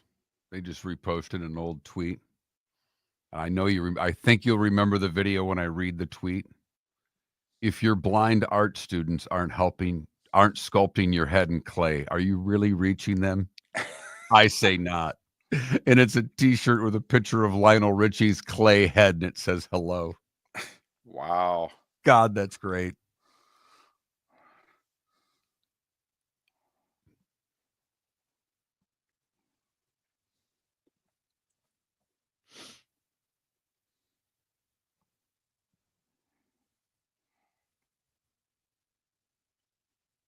Ah, that's funny.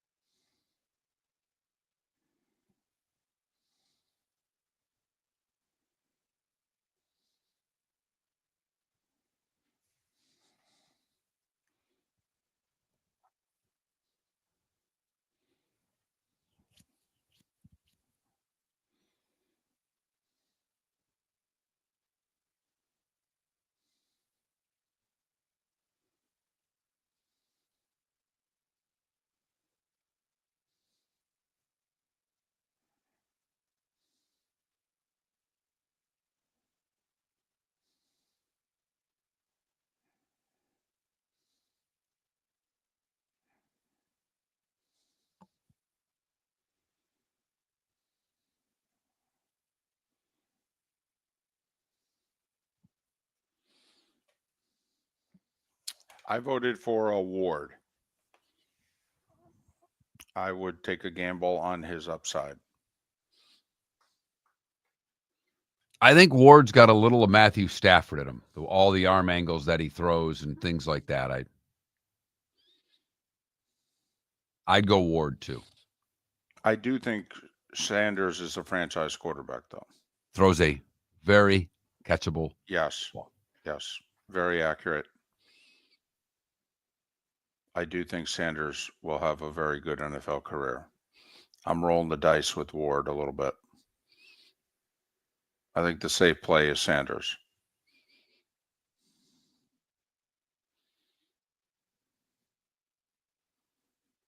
No, stronger arm. No, better.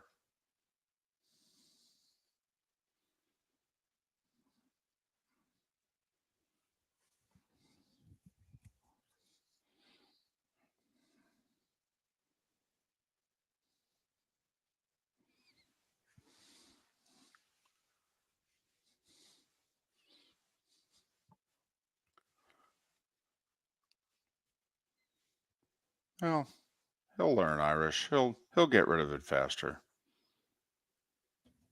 He's a Scott smart kid. is on. He's a smart kid. He's been coached up.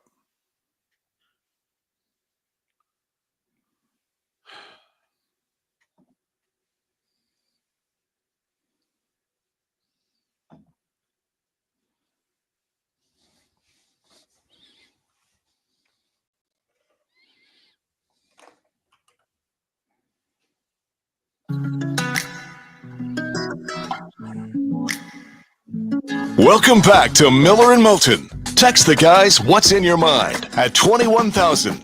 That's 21000. And now, here's David Moulton. 22 minutes until the top of the hour. We'll talk a little Major League Baseball with David Laurila 1 hour from now. It's a pleasure to welcome back Scott Jackson. Joining us once again, busy time of the year for Scott. He's not only doing afternoons and crushing it on 94.1 ESPN, but he's the voice of Old Dominion basketball, and it's March, so You know he is busy. Follow Scott on X at Jackson Sports. Jackson Sports. He joins us on the American Paint Supplies Hotline, your one-stop shop for all your coating needs. But we ask him on the show because he's part of the Commanders Radio Network. Scott, boy, they got off to an early start, huh? They barely waited till March. Yeah, I mean, you have to do that when you have, as many free agents as they do. 28, I believe, was the number, and second most in the NFL. Second fewest players in the roster right now, too. Talking about the Commanders. So, yeah, they needed to get started, and, everybody that watched them this year was like, okay, great year, but you got to get this young quarterback some help, and that looks like the first move that they're making here. And it's got to be exciting because they already have a great one in McLaurin. Now you bring Deebo Samuel into the mix, and I think with Kingsbury and his great offensive mind, what they can do with a quarterback who's mobile like Daniels and a receiver like Samuel added into McLaurin, this should be fun for Kingsbury, shouldn't it? Yeah, I think so, and I think you bring him in, obviously, on these conversations you have. And of course, you got Anthony Lynn here as your run game coordinator who was with him in San Francisco, as well as, of course, the GM Adam Peters, who knows Deebo well as part of the staff that drafted him. So, and like any question with these kind of deals, when a guy's kind of been beat up and hasn't played his best football in a few years, it's just, what's left, and is it a fresh start going to be the thing that jumpstarts him? And you would think so, coming into the final year of a contract, that would be a lot of motivation here for him, and I'm sure they have a clear plan of what they think they can do with him. But until you see him up close and get him in the building and get a feel for how it's all going to mix, it's still a little bit of an unknown. But I think the price is not very hefty, needless to say, for a guy who was an all-pro just a couple seasons ago. So that part of it's interesting. Like you said, they're not going to ask him to do everything here because with McLaurin, and there's still going to be other additions here this offseason. And obviously, you get a dynamic quarterback that extends plays and that is a run threat that's probably going to open some things up for Deebo as well. Scott Jackson, Commanders Radio Network, Afternoon Drive, 94.1 ESPN, voice of Old Dominion basketball. Follow him on X at Jackson Sports, Jackson Sports. Is any indication, Scott, as to are they going to offer him an extension? Is Deebo going to be okay? He clearly wasn't going to be okay playing out his final year in San Francisco without a contract. One would then think he wouldn't be in the best of moods if Washington's expecting him to do the same. Yeah, I mean, I think that's still the big unknown here, right? I mean, they got to obviously wait a week before the league year starts and the thing becomes official. Obviously, he's got to pass the physical and all that stuff still here as well. I think that's a great question because I think if they do it, they're going to do it in a way that creates some space. I still think there's a Terry McLaurin extension that probably is on the agenda this offseason. In addition to, again, quite a long list of free agents of your own that you want to see if you can get done before they hit the open market here in the next week. So they got a lot of things to handle here in a short period of time with the tampering window opening just in a few days. So it's going to be interesting because I thought the same thing. They had a lot of success last year with guys on one-year deals, but again, it seemed to be kind of the crux of the problem in San Francisco was the contract. It was always an issue. So, and I'm sure Adam Peters, look, he knows the lay of the land very well with this player. He dealt with him when he was out there, just a couple seasons ago. So I'm sure they've had these conversations and have a clear idea of what they're going to do once they get him in the building. You brought it up a couple of times, Scott. While they do have a ton of money under the cap, they've got a lot of free agents of their own to sign. Is there a list, if you will? Is there an order? Is there certain guys you think they have to re-sign before they get into widespread free agency? What's interesting is I don't know if there's a have to re-sign. Would you prefer to re-sign guys? I think Jeremy Chin certainly you'd like to keep him. He played really well at the safety position. Bobby Wagner had a good season as well. But again, you got to be careful with guys, 34 plus years old at this point. I know they want him back, and there's certainly, Pete Carroll made some comment, obviously at the combine to make it sound like maybe the Raiders were interested too. And he's a guy from the West Coast. You don't know. Maybe this was just a one-off for him here in Washington. So I think those two guys come to mind right away. And of course, Zach Ertz. Is one who played terrific last year, but again, a guy who you got a full season out of. I don't know if you can expect that again after a bunch of seasons where he couldn't finish the season. So you just got to be careful with some of these older players. And there's some depth guys certainly on the roster, but those are the three main starters I would say that you got to look one hard look at. Noah Igbenogany played pretty well at times as the nickel corner. So he might be a guy they keep if they can get the right number and not feel like they can upgrade elsewhere. So those are the ones, but there's nobody that screams, "Oh my God, you absolutely have to resign this guy." It's not like a Cincinnati situation or some of these other places where they have frontline free agents. What are they going to do with Allen, who I guess was nearly included in this trade? It was apparently nearly straight up Devo for Jonathan Allen. Now Washington decided not to trade him. First off, why does he want out? I mean, I thought everybody wants to play in Washington. Well, he doesn't want out. They want his number out. Basically, Gotcha. He's going to the last year of a there's no guaranteed money in that contract. I think if they had their druthers, they would probably rather keep him than Deron Payne. But the problem is you just can't have those two guys making that type of money, and just not the production, frankly, there. And they just, Johnny Newton played well as a rookie in stretches. They're going another route there. So I just think Allen, unless they can come to a last minute, okay, here's a really team friendly kind of option. I think it's over for him, whether they release him or it's a pick swap kind of trade. I don't think it's going to be anything major. But they've had him, they told him and his agent, I guess, a week and a half ago or so, they could go out and try to seek a trade. But, it's going to be tough coming off of, injury seasons and the fact that the number is so large right now because people know that he's probably going to be released so they can start fresh with him, at that point.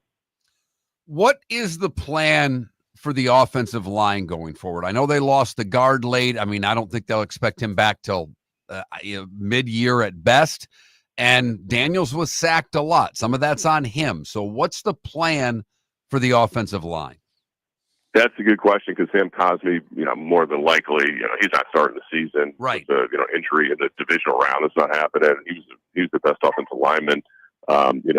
Also, they've got questions whether or not Brandon Coleman is truly a left tackle. I think that's up for debate. And, in terms of Andrew Wiley at the right tackle, who's got a pretty big number. We haven't really heard much about him at this point. So maybe there's some discussions behind the scenes on what to do there. But, yeah, I think those are areas you can certainly fix. Biotis was really good at center.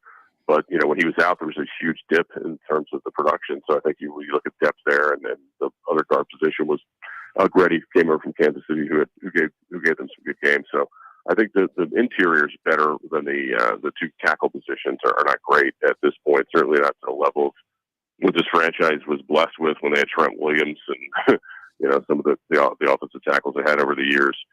Chris Samuel going back a few years as well after the Hogs era, but. Yeah, they definitely. I think that's something they'll be looking at in this draft. I mean, you look at Philly, right? How they always stack talent on top of talent when it comes to their lines, and I think that's something these guys have to do here, in particular with the offensive and the defensive line too. And we've talked a lot about in the offseason how do you get the run defense better because that was a real problem that they were able to overcome in a lot of games until they couldn't. Obviously, at the end of the season.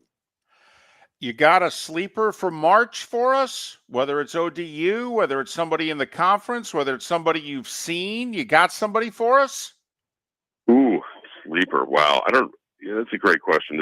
I think it just feels very open, the tournament, even though the SEC has been crushing it in the regular season. I feel like it's an open situation. The ACC's not been very good, which I live in that area a lot. But I actually think this is one of the better Duke teams I've seen in a while. I tell you what, out of this state, VCU, who will represent the Atlantic 10 either as the champion or an at-large, I think, is a team that could make some noise. They got a lot of talent, and Coach Odom has done a great job here. And don't be surprised if you hear his name with UVA here really soon once all the dust clears. Scott, as always, we appreciate your time and your insight. Going to be a busy month for you. Thanks for making time for us. All right, guys. Thank you. Scott Jackson, Afternoon Drive, 94.1 ESPN, crushing it. Voice of Old Dominion basketball and part of the Commanders radio network. Follow him on X, Jackson Sports.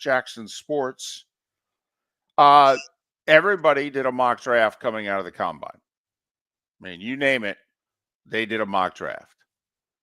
For what it's worth, the one in front of me, CBS Sport or USA Today's mock draft. Mm-hmm.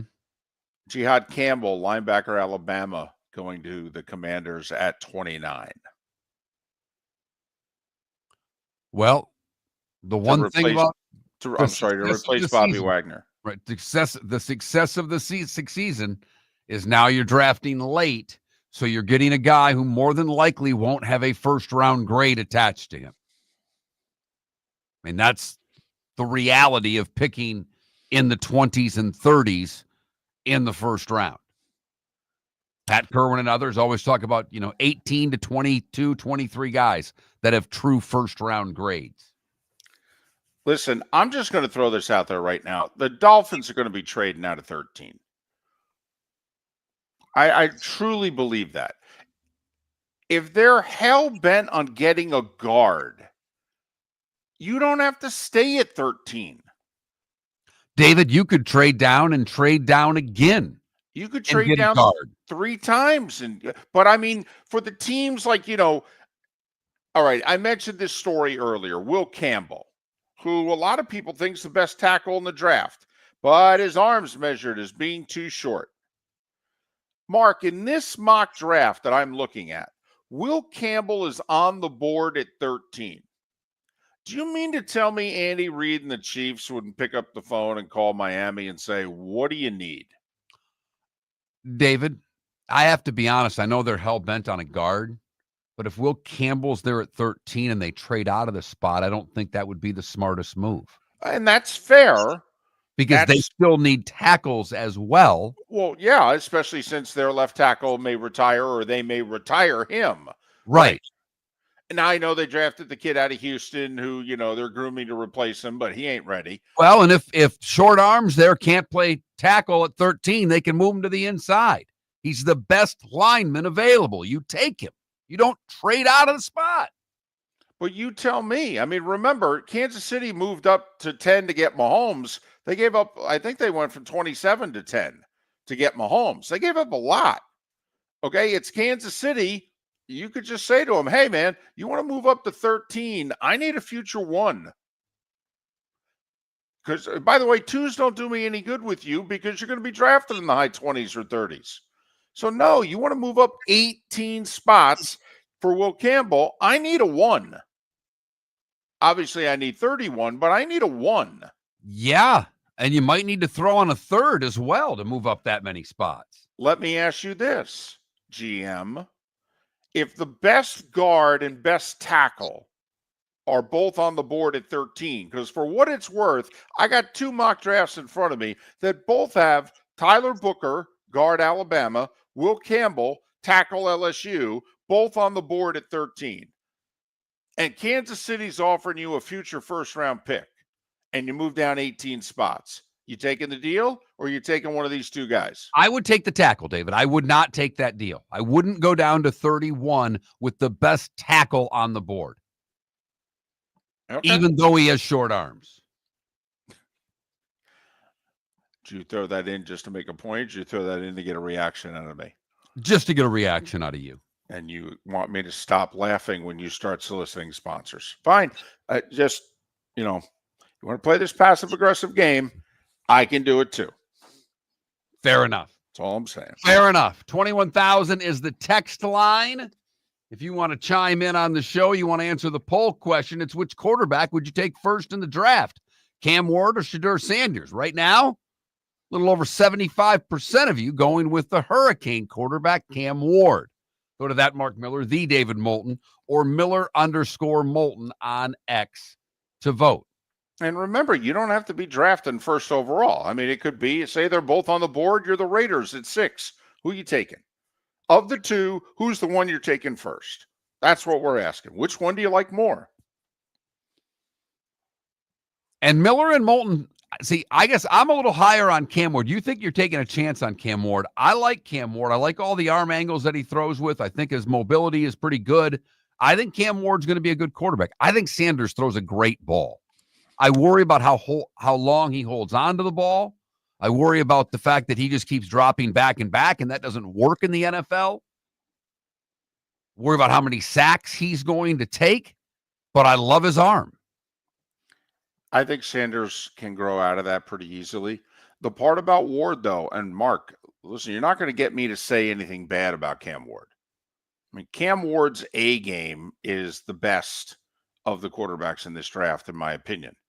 He does throw the ball into coverage, though. He will take serious chances. And that's all. Can he be coached out of it? The one guy holds on to it a little too long. One guy throws it in the coverage a little too much. That's all. Miller and Moulton are very grateful to you, the listeners, for making us one of the highest rated shows for men, because the working man is one of the toughest demos to reach, and we do. Great sponsors like Floor Meisters, American Paint Supplies, Glass Doctor, Sleep Treatment Direct, Game Day Men's Health, and Molly Maid recognize that, and we thank them. And if you own a business and working men are your clientele, the most cost-effective way to reach them is through us. Text Miller and Moulton at 21,000 or directly via X at that Mark Miller or the David Defining a new era in men's health. Get stronger and healthier at Game Day Men's Health. With our in-house laboratory, get in, get treated, and get back to your passion and purpose. Call 239-427-3441 for our Bonita Springs or Naples location to set up your free testosterone test and consultation. Mention Miller Moulton Radio Show for a 10% discount on your service. Start living your best with Game Day Men's Health, Bonita Springs and Naples. Call 239-427-3441 today. Basketball's heating up the hardwood. What a great time to stop in at the Floor Meisters and look at their hardwood. A large selection to choose from, including Mirage hardwood flooring. Floor Meisters has a look and style you want. Mirage wood is grown and made in Canada from the finest quality wood flooring you'll find. And while you're in, ask to see the Petite Enfant collection. 5 custom colors made only for the Floor Meisters. So good it has a 35-year warranty. Floor Meisters, 6281 Naples Boulevard, next to Costco, or floormeisters.com. American Paint Supplies, for nearly 30 years, is your one-stop shop for all your coating needs. If you are a designer, a contractor, a professional painter, or a weekend warrior, American Paint Supplies is the place where experts go to get expert solutions. At 6100 Shirley Street in Naples off of Pine Ridge, American Paint Supplies delivers the best solutions with the best products with the best support. Meet Gene and his team today at American Paint Supplies. Call 239-566-2700. That's 566-2700 or online at AmericanPaintSupplies.net. Honey, you want to come out? I haven't seen you since Glass Doctor installed our custom shower enclosure. No thanks. Well, you can't keep eating breakfast in the shower, and laminating your magazines is getting expensive. You remember we have guests coming over tonight, right? Oh, I'm sure they'd love to see the shower. It's our neighbors, and I highly doubt they want to be hanging out in our bathroom. The shower's so good, you'll never want to leave. Visit glassdoctor.com today and schedule an appointment online. Mark Miller for Molly Maid. Why Molly Maid, you ask? Trust. Moulton was a customer for 15 years. Affordability. Didn't I just say Moulton was a customer for 15 years? Worry-free services. Our professional house cleaners are fully insured and a 24-hour warranty. Call Molly Maids today at 239-774-5839. That's 239-774-5839 or online at mollymaid.com/FTMYERS. That's mollymaid.com/FTMYERS. This is Miller and Moulton.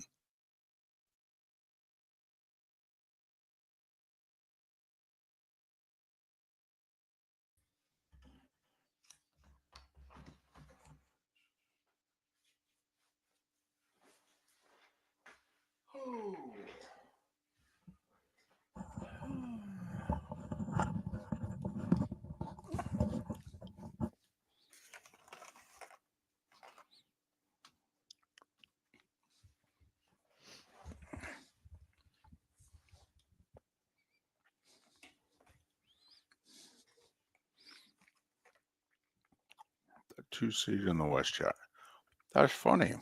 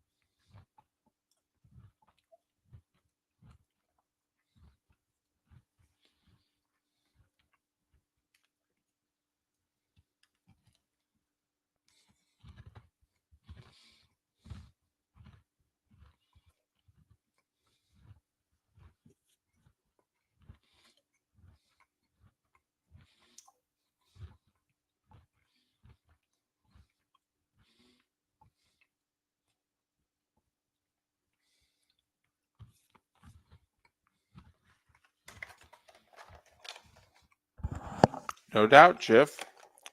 There's more to it than that, but yeah. Hey, man, it's a quarterback. It's a crapshoot.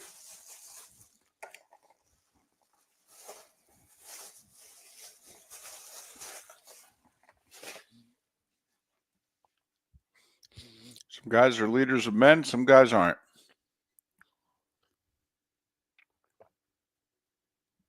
Some guys can handle the grief.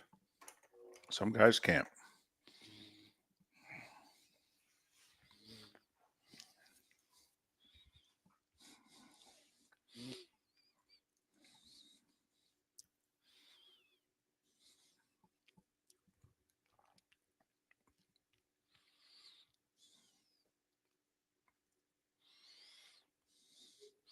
I do think you have to keep taking quarterbacks so you get it right, though.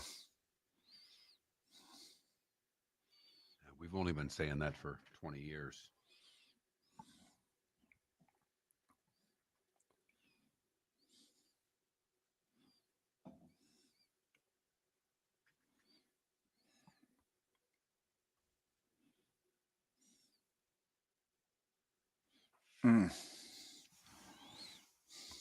Yeah. Yep. They took the wrong ones.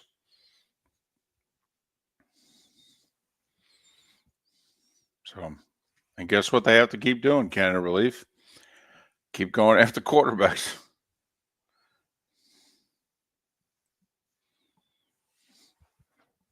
Although part of it was their fault, though, because Darnold and Geno Smith have both done better.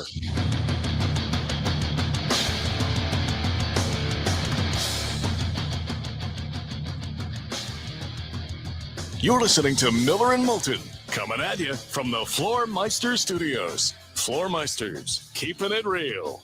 And now, here's Mark Miller and David Moulton. And we're halfway home on this first Monday of March, Miller and Moulton, at least in the 239 and the 904. Final hour of the show in Lake City and surrounding areas, Charlotte County, all the way up to Venice and surrounding areas. Thanks for being with us. Miller and Moulton, millerandmoulton.com, Miller_Moulton on X. David Laurila, who covers Major League Baseball, he will join us coming up in 35 plus minutes time. Our poll question, between the two, which one do you prefer? Cam Ward, Shedeur Sanders? That's all. All right. We know you might not, if I had a high first round pick, I don't think they're worth it. That's not what we're asking. We're just, of the two, which one would you take first? Ward or Sanders? Simple question for a Monday. Yeah, that's all. That Mark Miller, the David Moulton, Miller_Moulton on X and vote. Great college basketball weekend that just occurred. The madness has already begun with the small conference tournament play-in game starting yesterday. The ASUN tournament starts in full force today. Small conference basketball would go in this week. Last week of major conference basketballs, their tournaments will start the following week. So a lot of college hoop on our mind, but I did want to get to, we're going to talk some baseball this hour.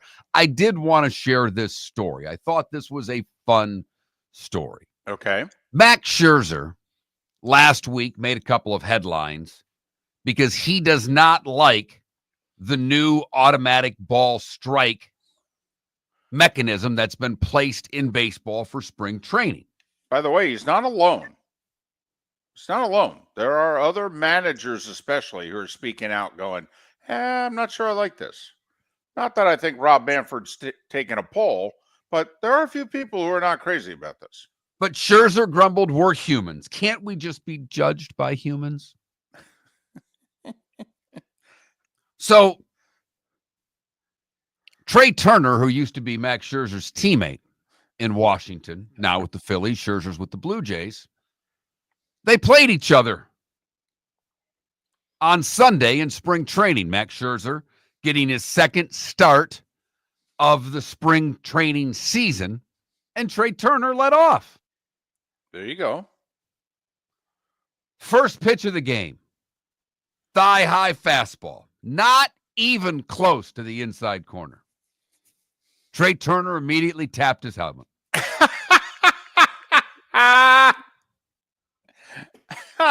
Please tell me Scherzer laughed. Scherzer did laugh.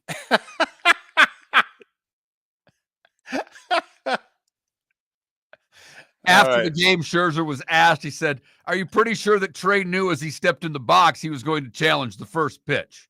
Scherzer replied, "Not a doubt in my mind." That's good.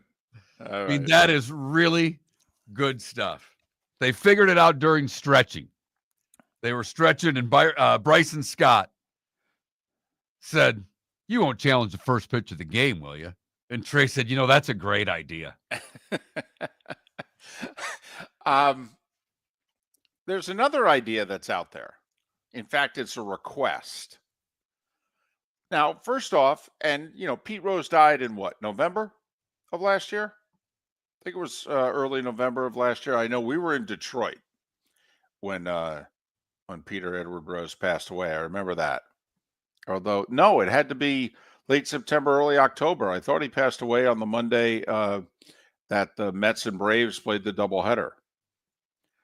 So maybe it was late September, early October. September 30th. Okay.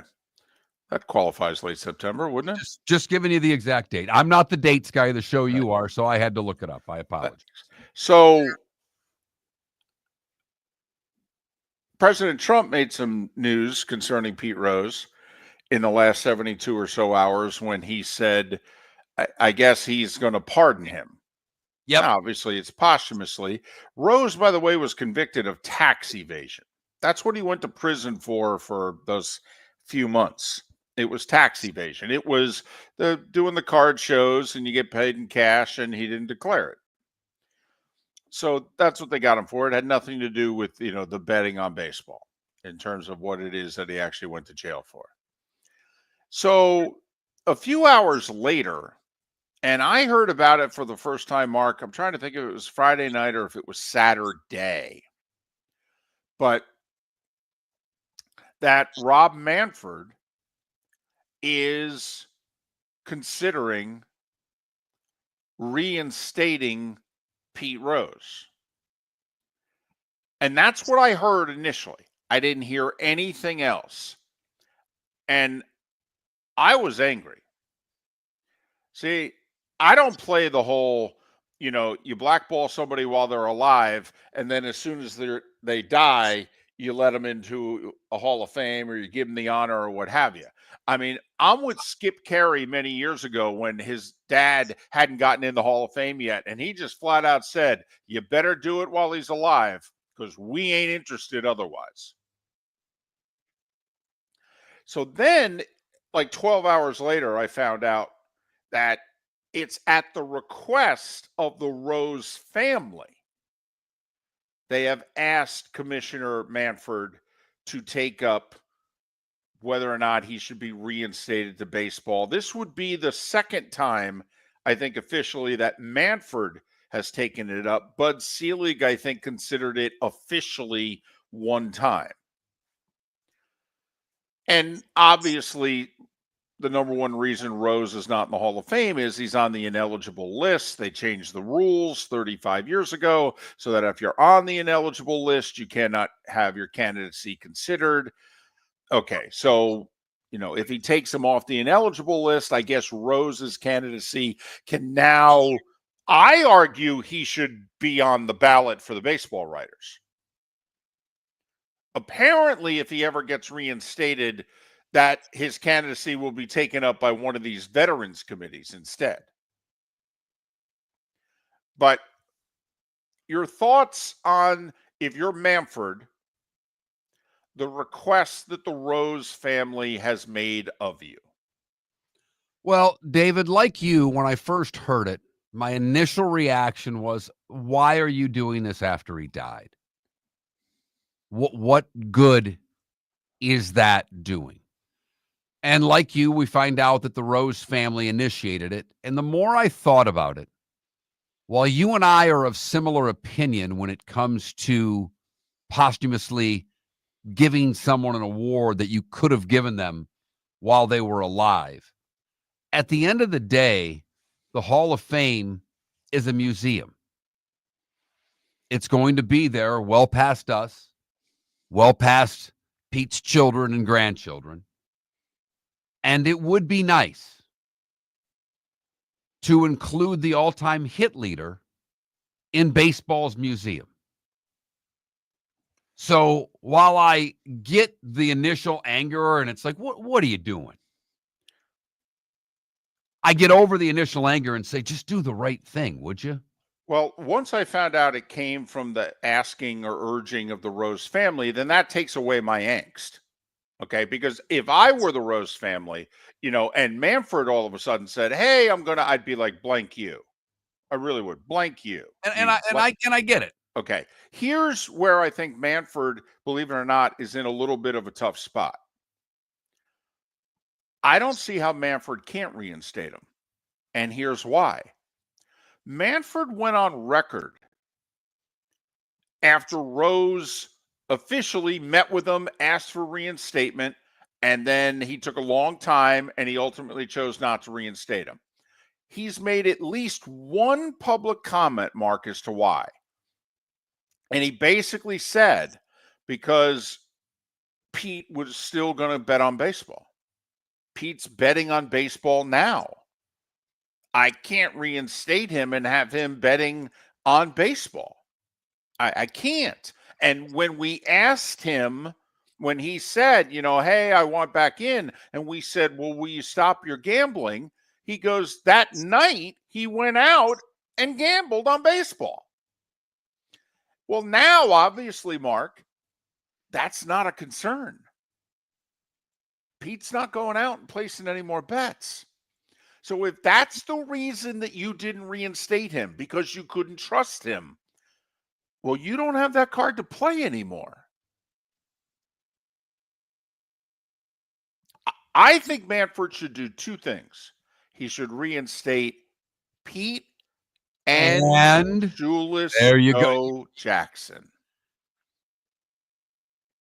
Do them both at the same time and wipe his hands of it and just walk away. And then it's up to the Baseball Hall of Fame, whatever. I think since neither one of them were ever up to be voted on by the Baseball Writers Association of America, I think that they should be on the ballot. Apparently, that's not what the rules will allow. Apparently, they'll end up being voted on every 2-3 years by some veterans committee. So that was the news with Rose over the weekend. The other thing, we got a little nugget from our buddy Seth last night. Yeah. Did you see what ESPN wanted to reduce the major? They were paying $550 a year, right? $550 million a year for the rights to baseball. Correct. ESPN offered him $200 million. That's half of what it pays the NFL or NHL rather, and it's the same as what it pays for La Liga. Ouch. And now you know why Major League Baseball couldn't give them the double bird publicly fast enough. But that's ESPN telling baseball, you have no use for us. La Liga? Are you kidding me? Well, and it goes back to something that you pointed out last week when we were talking to Seth, that ESPN, and Seth said this for 2 years, that ESPN's going, hold on a second. You gave away this one streaming package for like $15 million a year, and you gave away this other one for this, and you're expecting us to pay $550? And so everybody took on Manfred when he got rid of ESPN, saying that, hey, you sure you're going to have somebody else out there pay you $550? And now what the storyline needs to be is, well, he doesn't have to get somebody to pay him $550. He just has to get somebody to pay him $250. So you could see why Rob Manfred was a little upset with the folks at ESPN, but ESPN, when you now know some of the behind the scenes, I mean, they were done with baseball. And we'll see what the effects are to Major League Baseball going forward. But our poll question is, which quarterback would you take? Shedeur Sanders or Cam Ward? Go vote Miller_Moulton on X. For over 50 years, the Nolan family has been dedicated to protecting local families. Nolan Family Insurance is a second-generation independent agency that specializes in home, flood, auto, and boat insurance. They take the time needed to explain your coverage options and answer your questions so you can make an informed decision that's right for you. If you're looking for an agency that treats you like family, call 941-639-1122 or go to nolanagency.com. That's 941-639-1122 or nolanagency.com. American Paint Supplies, for nearly 30 years, is your one-stop shop for all your coating needs. If you are a designer, a contractor, a professional painter, or a weekend warrior, American Paint Supplies is the place where experts go to get expert solutions. At 6100 Shirley Street in Naples off of Pine Ridge, American Paint Supplies delivers the best solutions with the best products with the best support. Meet Gene and his team today at American Paint Supplies. Call 239-566-2700. That's 566-2700 or online at AmericanPaintSupplies.net. Mark Miller for Molly Maid. Why Molly Maid, you ask? Trust. Moulton was a customer for 15 years. Affordability. Didn't I just say Moulton was a customer for 15 years? Worry-free services. Our professional house cleaners are fully insured and a 24-hour warranty. Call Molly Maids today at 239-774-5839. That's 239-774-5839 or online at mollymaid.com/FTMYERS. That's mollymaid.com/FTMYERS. Basketball's heating up the hardwood. What a great time to stop in at the Floor Meisters and look at their hardwood. A large selection to choose from, including Mirage hardwood flooring. Floor Meisters has a look and style you want. Mirage wood is grown and made in Canada from the finest quality wood flooring you'll find. And while you're in, ask to see the Petite Enfant collection. 5 custom colors made only for the Floor Meisters. So good it has a 35-year warranty. Floor Meisters, 6281 Naples Boulevard, next to Costco, or floormeisters.com. This is Miller and Moulton.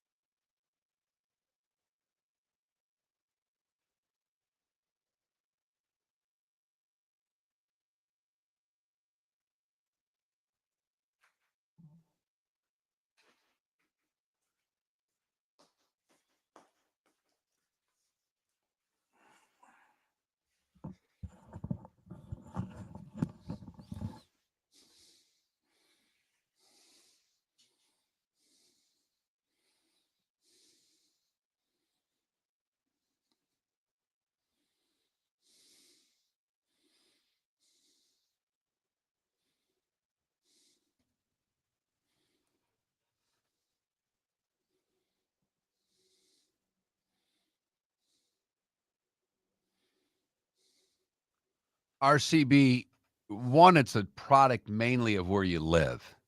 We are not an NBA area at all. But the NBA in most big markets does really well. And if you're ESPN, those big markets have more people than Middle America. And that's what they're attracted to. And when you look at their social media numbers, what they spend a lot of time on, it does really well with the young demo. You know, their highlights versus the highlights of the NHL or Major League Baseball. I don't know how you quantify that into ratings points and advertising dollars, but they think that they will. Am I off base there, David? Nope.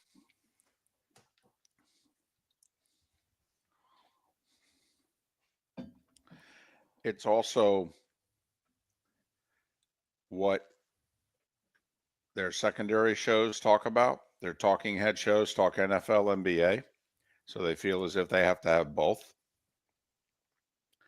NBA has terrific demos.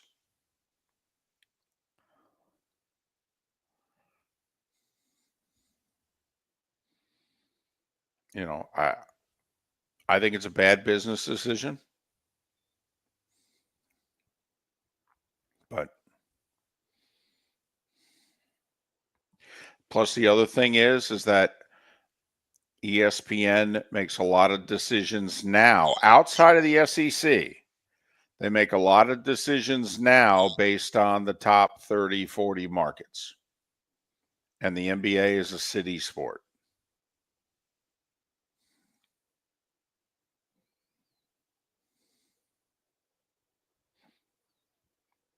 Morning. Morning, everybody.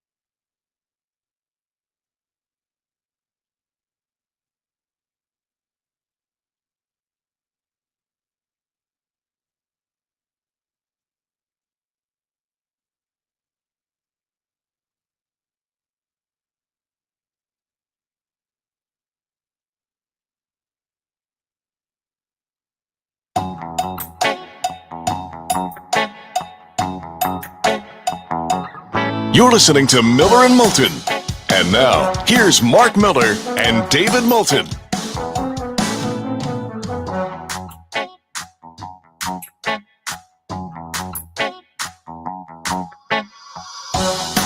Minutes past the hour.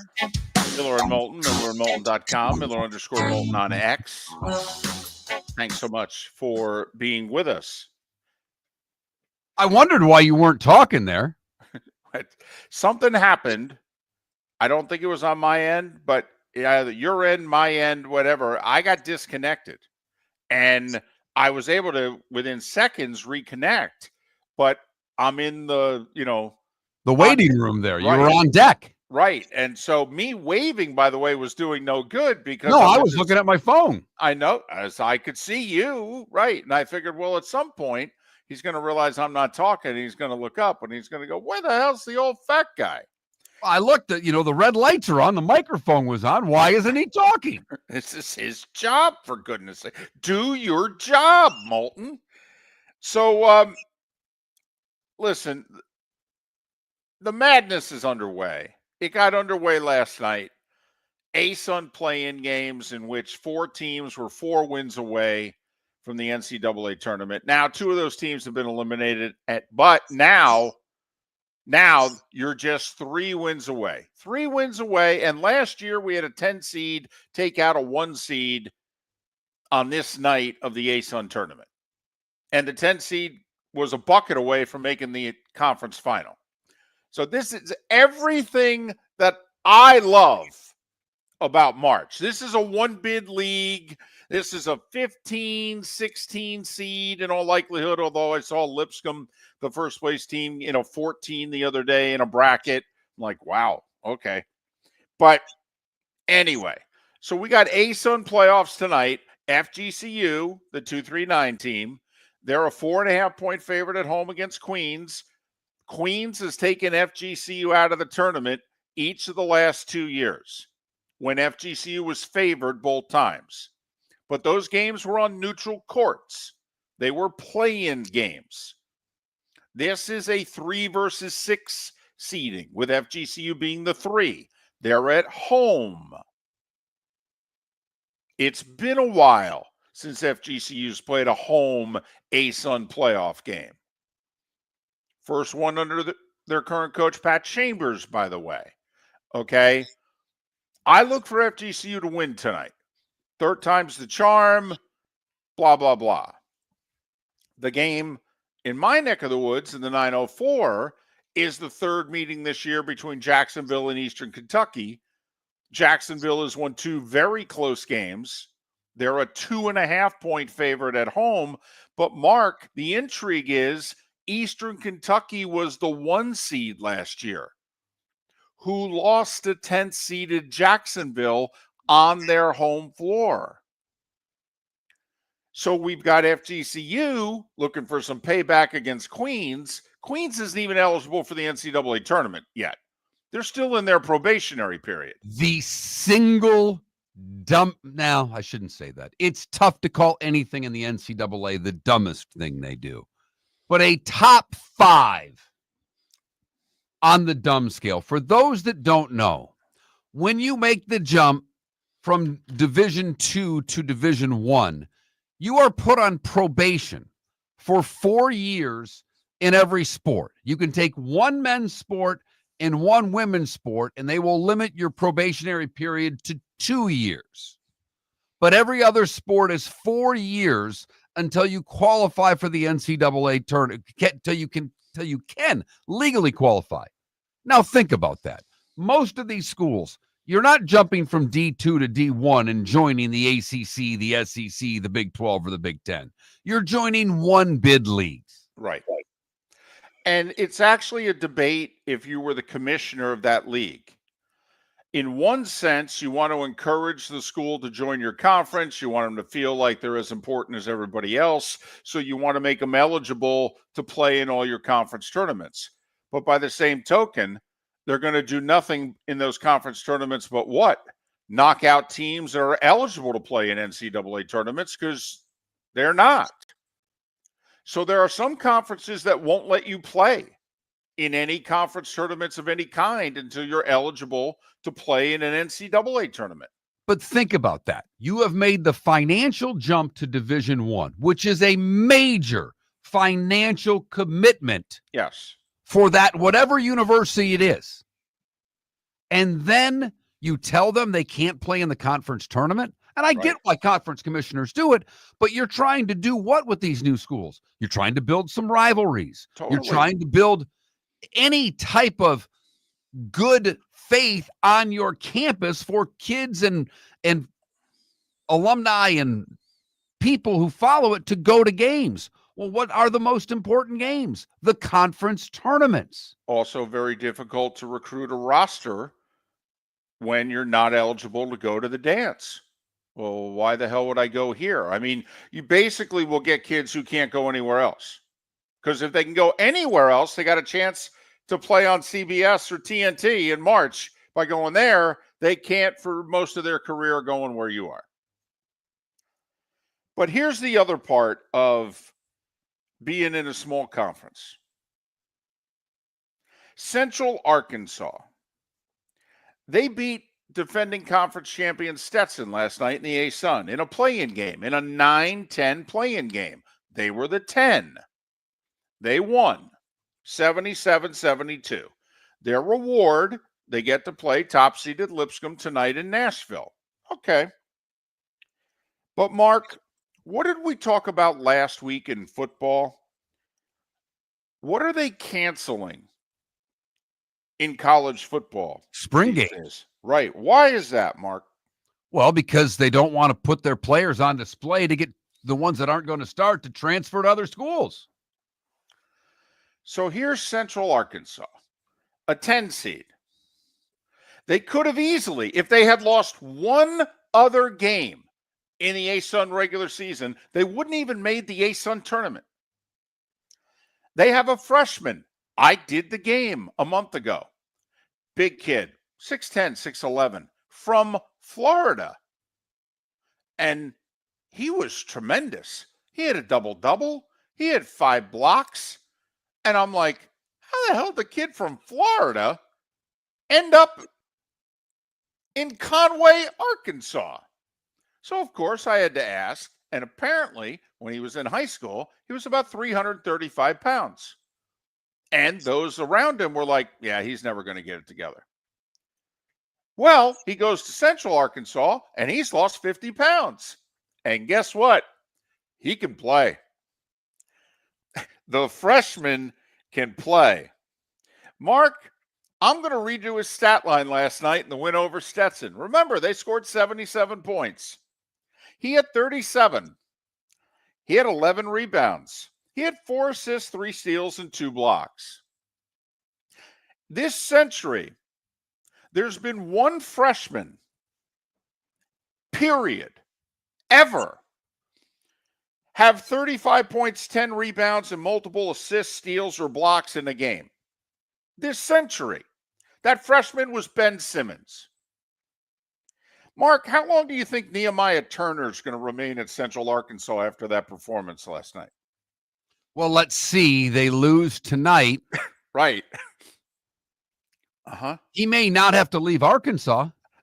I don't know if he takes the bus back to the hotel. There may be schools waiting for him in the corner of the gym saying, son, you need to come with us. And you know what he's going to get? Paid. Nehemiah Turner. Just remember the name. So whatever your school may need, point guard, defensive help, big man, watch your small conference tournaments as Big 10, SEC, Big 12, and ACC programs will raid all of these schools for their best talent this week. Damn right. Just another little element to these small conference tournaments, which didn't exist a couple years ago, which is also why it is so damn hard nowadays to get it done in a small conference program, because you feel as if you only have 1 year because your best players would leave. Miller and Moulton. David Laurila covers Major League Baseball. Lot going on. We'll talk to him about it next. Miller and Moulton are very grateful to you, the listeners, for making us one of the highest rated shows for men, because the working man is one of the toughest demos to reach, and we do.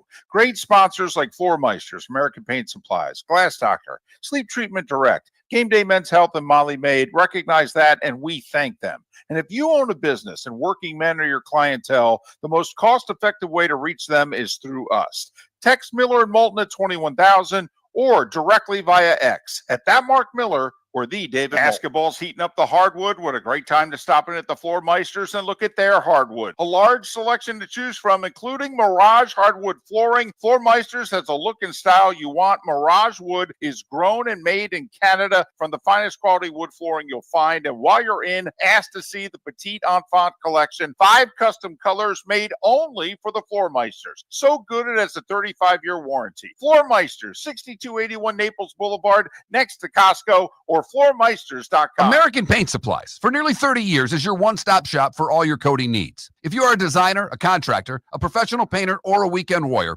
American Paint Supplies is the place where experts go to get expert solutions. At 6100 Shirley Street in Naples off of Pine Ridge, American Paint Supplies delivers the best solutions with the best products with the best support. Meet Gene and his team today at American Paint Supplies. Call 239-566-2700. That's 566-2700 or online at AmericanPaintSupplies.net. Sleep problem but don't want to wear a CPAP mask? This is Mark Miller for Sleep Treatment Direct. The mask wasn't working for me, and I didn't think I had an alternative. I do. We all do. They have such simple alternatives with greater success than the mask. Visit SleepTreatmentDirect.com. That's SleepTreatmentDirect.com. And if you are like me and your CPAP machine isn't working for you, it's time for a change. Call 239-444-1741. That's 239-444-1741. Sleep Treatment Direct. Sleep safe and sound. This is Miller and Moulton.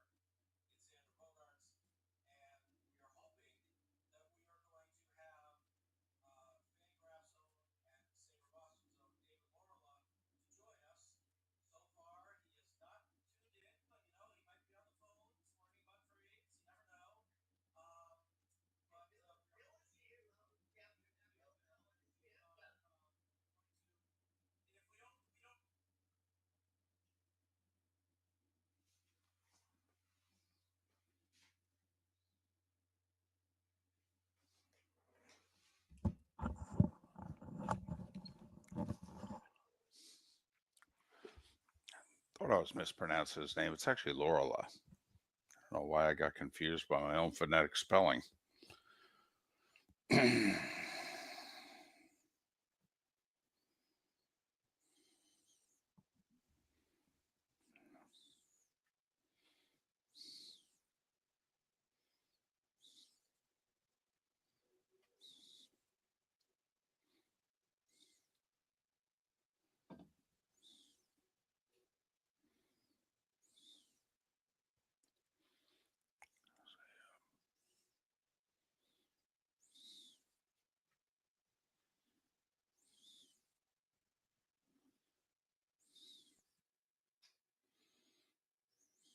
Well, you could have had Jimmy Butler.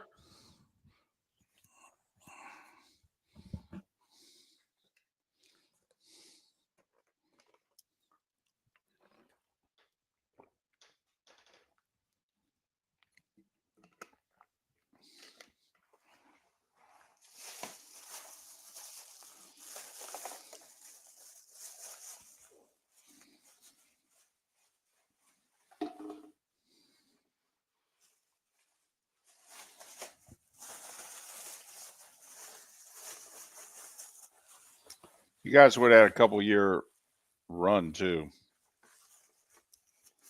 21 and 22, I think. I don't think Boston could have stayed as patient if you had kept Jimmy.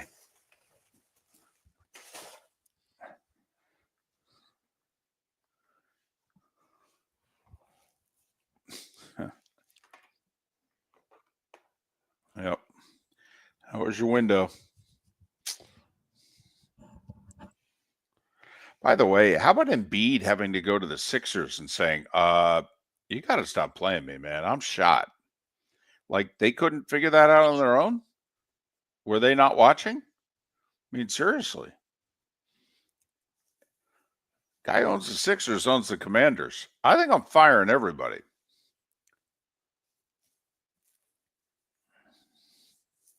And I like the coach. But, damn.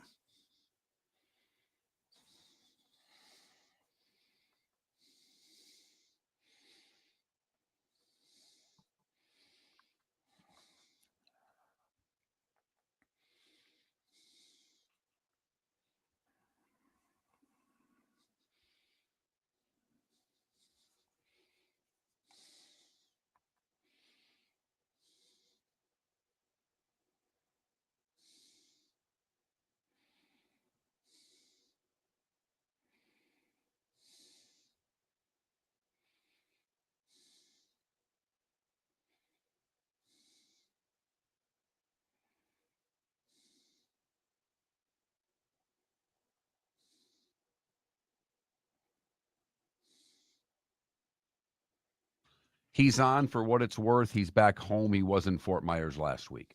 Okay.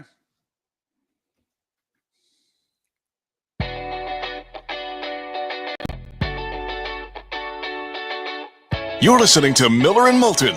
And now, here's Mark Miller and David Moulton. 22 minutes till the top of the hour. Thanks so much for being with us. Miller and Moulton, millerandmoulton.com, Miller_Moulton on X. The bonus hour for the 239 and the 904 awaits at the top of the hour. Joining us on the American Paint Supplies Hotline, your one-stop shop for all your coating needs, David Laurila. He writes for Fangraphs Q&A. Fangraphs Q&A. You can follow him on X at David Laurila, Laurila, David Laurila QA. David Laurila QA. David, it's David and Mark. Good morning. How are you? Hey, gentlemen. I'm doing great, and I'll be doing better in a few days because I'm making a second Florida trip for spring training because it is freezing where I am here in Boston. I was going to say, we found out you were in the 239 last week. I'm surprised they could get you on the plane. Yeah, well, you kind of hate to do those things, but if you don't come home to the wife for a few days, right. the wife doesn't like that. She gets jealous. So I understand. We all do. Oh yeah, back up here in the cold for a few days, and again, Fort Myers is great. I love the fort, and going to Dunedin and Clearwater, et cetera, that's going to be great too. All right, let's talk about where you started. We've got plenty to get to baseball-wise, but the Red Sox, obviously getting Bregman, they think their pitching's pretty good. They're going to move some players around. Everybody will be happy by the time we get to opening day. Just how good can this Red Sox team be? Boy, will everybody be happy? That's a good question. I don't know if Rafael Devers will be happy. I don't know if a couple of the young players who are going to end up starting in AAA again will be happy. But you know what, guys? It's the day before the Red Sox signed Bregman. I still call it tweeted. So I almost tweeted that the Red Sox have a good shot at winning 90 games this year. And I think a lot of people would have reacted like they do on social media of like, you're crazy. But even without Bregman, this team, assuming health and people play to their capabilities, and, huge ifs for every team, this team is indeed very good. Seriously, they have, like a couple of the young players aren't necessarily, Rice and Lynn, 1975. They're not going to be rookies who are going to take the world by storm, but, guys like Anthony and Meyer they're going to be studs. And some of the, other players in the lineup they're good. So the Red Sox are convinced, and it's ironic because the guy who built up the system got fired. But so the Red Sox are convinced that, basically, if, like you said, we may not find another Rice and Lynn, but can we find another Pedroia and Euclid, if you know what I mean? Believe it or not, I think it's going to be, wow, boy, this is going to sound hot take-ish. I think if one of Anthony or Meyer or maybe Christian Campbell doesn't become better than Euclid and Pedroia, it'll be a disappointment because, Anthony right now is considered arguably the best prospect in baseball. Roki, Sasaki, blah, blah, blah. Pedroia is a borderline Hall of Famer. I actually voted for him this year in his first year in. But yes, this is young talent, and Chaim Bloom, yes, got a pretty raw deal when he got let go by the Red Sox. All right. When the Yankees were spending all the money that they spent for many years, they were the evil empire. And it was an easy team to hate. For whatever reason, I don't think the Dodgers draw the same sort of hatred from baseball, but is what they're doing and the money they are spending good for the game?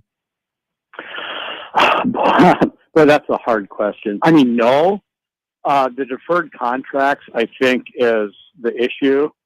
I am not a huge fan of the salary cap. I do think there needs to be a salary floor. I'm more worried about the Pittsburgh, to pick on one team, and Bob Nutting not willing to spend, I think is worse for baseball than to have one team at the top. Because, the Dodgers are basically now the old Yankees evil empire, which existed for more than just, when the term came in. But that's not bad for baseball to have a juggernaut that people either love or hate in a huge market. I think, does help sell the sport. Well, I'm with you because to me, like, the Pirates could win that division. That pitching staff, particularly now that they went and got Brent Strom to work with those young arms, they might have the best 1 through 4 in baseball by the end of this season. Those young arms. I think they're putting together what the Mets put together in 2015 with Harvey, DeGrom, and Syndergaard. My goodness, one bat could win that division. 2 would definitely win that division. That could be. It's interesting you bring up that, those Mets pitchers. I don't know if I can pull all of the names out of my hat on the spot here, but, a number of years before they had like that young core of young pitchers that, hey, these guys are going to be great. And a lot of them didn't become. No, that's true. But you know what? The hitting, they really do not have hitters. Ben Cherington, the GM, is pretty good at building up a farm system, and they drafted, wonderful, wonderful pitchers, but the hitters aren't doing it. They don't really have a great farm system hitting wise, and the owner won't spend. So, Can they pull a rabbit out of the hat this year and win a poor division? Sure, maybe, and they bring more people into PNC than they've been getting. But is the owner going to care enough that he says, hey, we're good now, we're going to spend? When they broke their playoff drought, some years ago, they edged in, won that huge playoff game, the Johnny Cueto chant game. And the owner reacted by, well, that's cool. Am I going to spend more money and make it sustainable? He decides, nah, I'm not going to bother. I'm going to keep the dough. And it's a great sports town. If they tried at all, they would draw there quickly. But the fans get it, and they're not going to show up for a team that doesn't care unless Skeens is pitching, it seems. What's been the talk of executives that you've talked to? Manfred came out scorched earth against ESPN. We found out ESPN offered only $200 million for the package. Do you sense of any worry from executives in baseball that where they are with their lack of a TV deal going forward, or do they think they're going to get something done via streaming that'll get the money back to them? Yeah, well, it's a subject I haven't talked to any executives about. I've chatted with a few fellow sports writers about it. I think baseball is in big trouble with that. I'm pretty sure a lockout is coming down the road. There's so much money in baseball, but right now the way the commissionership is structured, which hasn't always been the case, but it has for a good number of years now, he works for the owners, and the owners are, and I don't hate to make this sound bad because I'm an old white man, the owners are a bunch of old white men with a lot of money. And I don't necessarily know that a great deal of them have the best interest of baseball, America's pastime, in mind. I think they love the game for the most part, but they love their own pocketbooks more than they love baseball. David Laurila covers Major League Baseball, Fangraphs Q&A. Follow him on X at David Laurila QA, David Laurila QA. That's Laurila. We've been commenting, David, for years, and maybe we're wrong, but that for the most part, it seems almost all the jobs, 23 of the 26, 24 of the 26 seem locked in most years on most teams. So what could happen in spring training besides injuries? Well, two good teams from a year ago, the Yankees and Mets, both have some significant injuries. I mean, can a season go wrong in February and March? Sure. I mean, it happens every year. The old saw is, hey, we're all in the best shape of our life. I think injuries happen every spring training, and it changes the tenor of the forthcoming season. So, with the teams that I most follow and enjoy watching win, I live here in Boston. I like to see the Red Sox do well. I grew up in Michigan. I like to see the Tigers do well. When I look at any reports of their games, mostly what I'm hoping is, man, I hope everybody stayed healthy. It doesn't matter if guys hit 600 in the spring, if they hit 150. All that matters is people get their work in and stay healthy, and then the team is going to do what they should do. Speaking of the Tigers, last year, that great run in August, are they positioned to get themselves back to the playoffs, or was that just a blip on the radar of getting it hot at the right time? Well, I think that they are a good lesson in a lot of times when people take an unexpected step up with young players, they will then often take a step back because they overachieved. The Tigers, to me, it's really, really hard to tell because there was a certain amount of, some of it was smoke and mirrors with how well their bullpen performed. The Brewers actually were a great example of that. They had a lot of pitchers, the Jared Koenigs, et cetera, who they were almost pulled out of indie ball, some of these guys, and they performed well. Well, a guy, you mentioned Brent Strom. Great pitching coaches and great pitching development programs will make guys better. And A.J. Hinch in Detroit used the pen expertly. But can these guys replicate what they did, or do they need more from, like a Casey Mize coming back from injury, and Scooble can replicate what he did last year, winning the Cy Young. Yes, this is absolutely, a playoff team again, because much like Pittsburgh, they are in a division where if you're good, you're going to win it.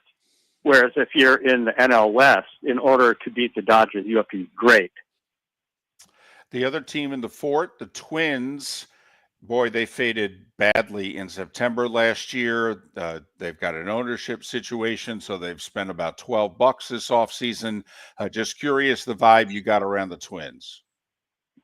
I mean, the vibe around the Twins, I was there for 2 days. I saw 2 games. I was in the clubhouse.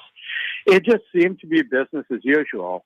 As an organization, despite, they had the ownership issue, but the whole org, the front office, and the coaching staff, Rocco Baldelli, they're just very even-keeled and professional.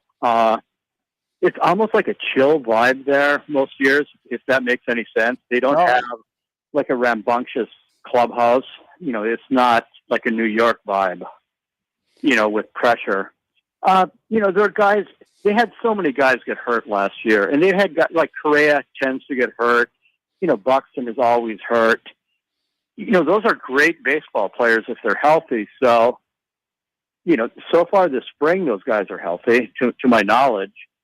So, the Twins are good if they're healthy, right?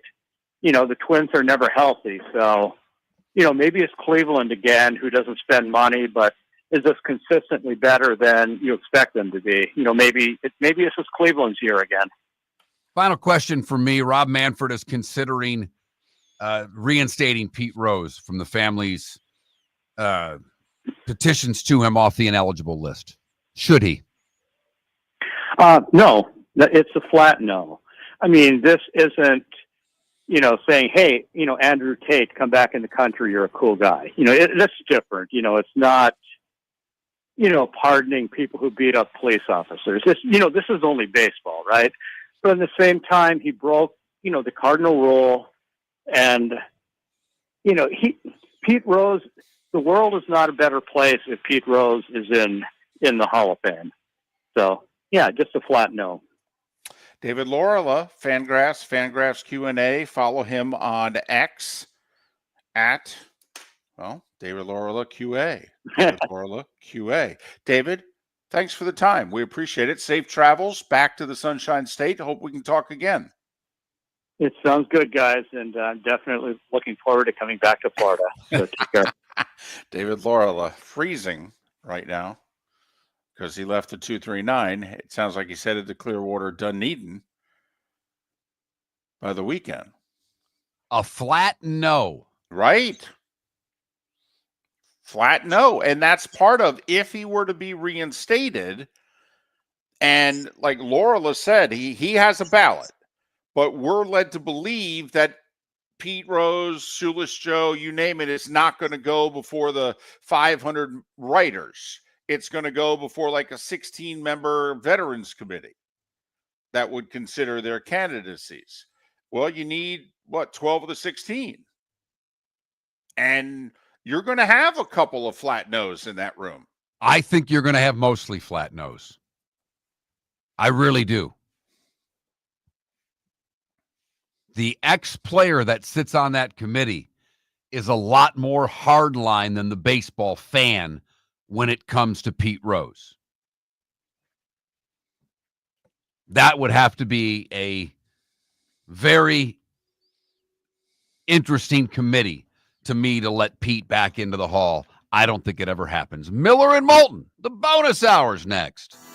Whether you're chasing peak performance, reigniting intimacy, or simply want to feel your best, Game Day Men's Health creates customized game plans to optimize your health. Call 239-427-3441 for our Bonita Springs and Naples location to set up your free testosterone test and consultation. Mention Miller Moulton Radio Show for 10% off your service.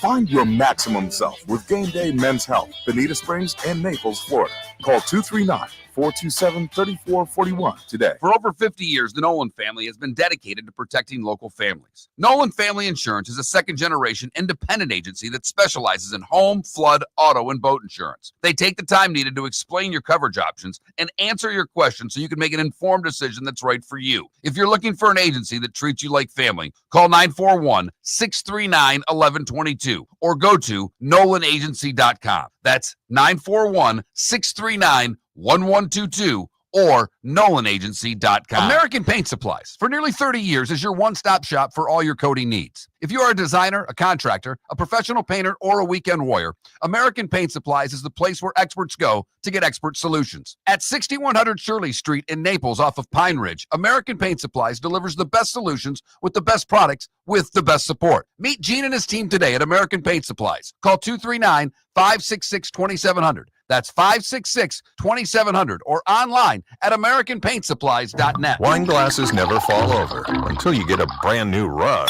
Oh, no. Ketchup bottles act normal till you're wearing a new shirt. Oh, you kidding me? And rocks lie peacefully on the road till the day you get a brand new windshield. Then they fly up off the road and attack without mercy.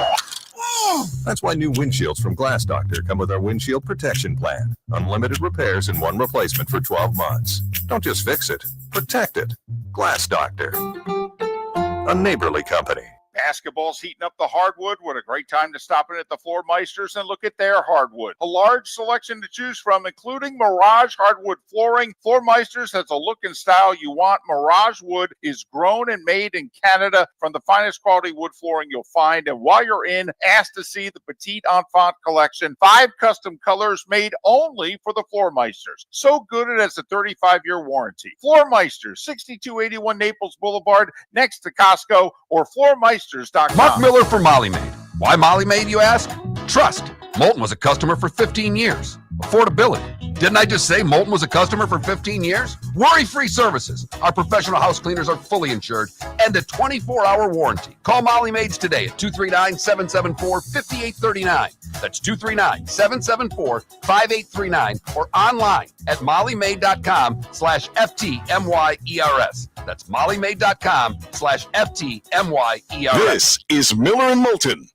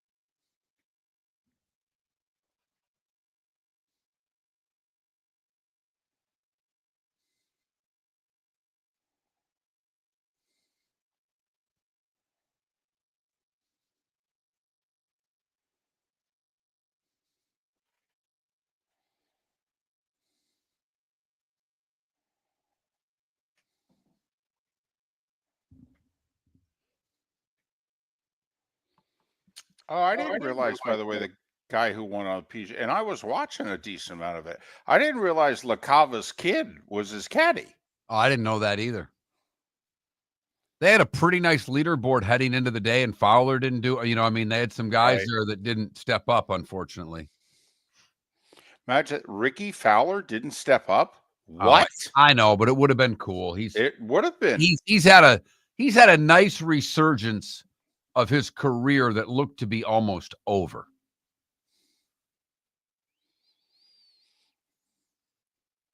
Will Jordan Spieth win this year?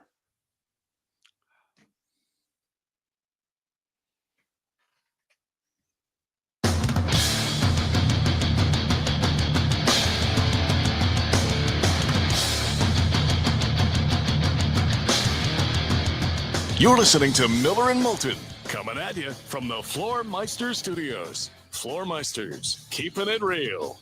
And now, here's Mark Miller and David Moulton. It is the bonus hour of Miller and Moulton on this first Monday of March. Therefore, there will be madness. Miller and Moulton, millerandmoulton.com, Miller_Moulton on X. Thanks so much for being with us. You missed any part of the show? Like Scott Jackson in our 7 a.m. Eastern hour, like David Laurila.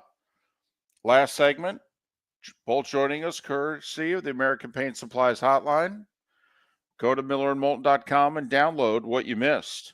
And David Laurila, it's a very unpopular opinion that he expressed at the end, in which Pete Rose's family has asked the commissioner to reinstate him, obviously hoping for a posthumous induction into the Baseball Hall of Fame. And David Laurila, who is one of the baseball writers who gets to vote on the Hall of Fame, although he wouldn't get to vote on Pete Rose's candidacy, he said that it is still a hard no for Pete Rose, for him.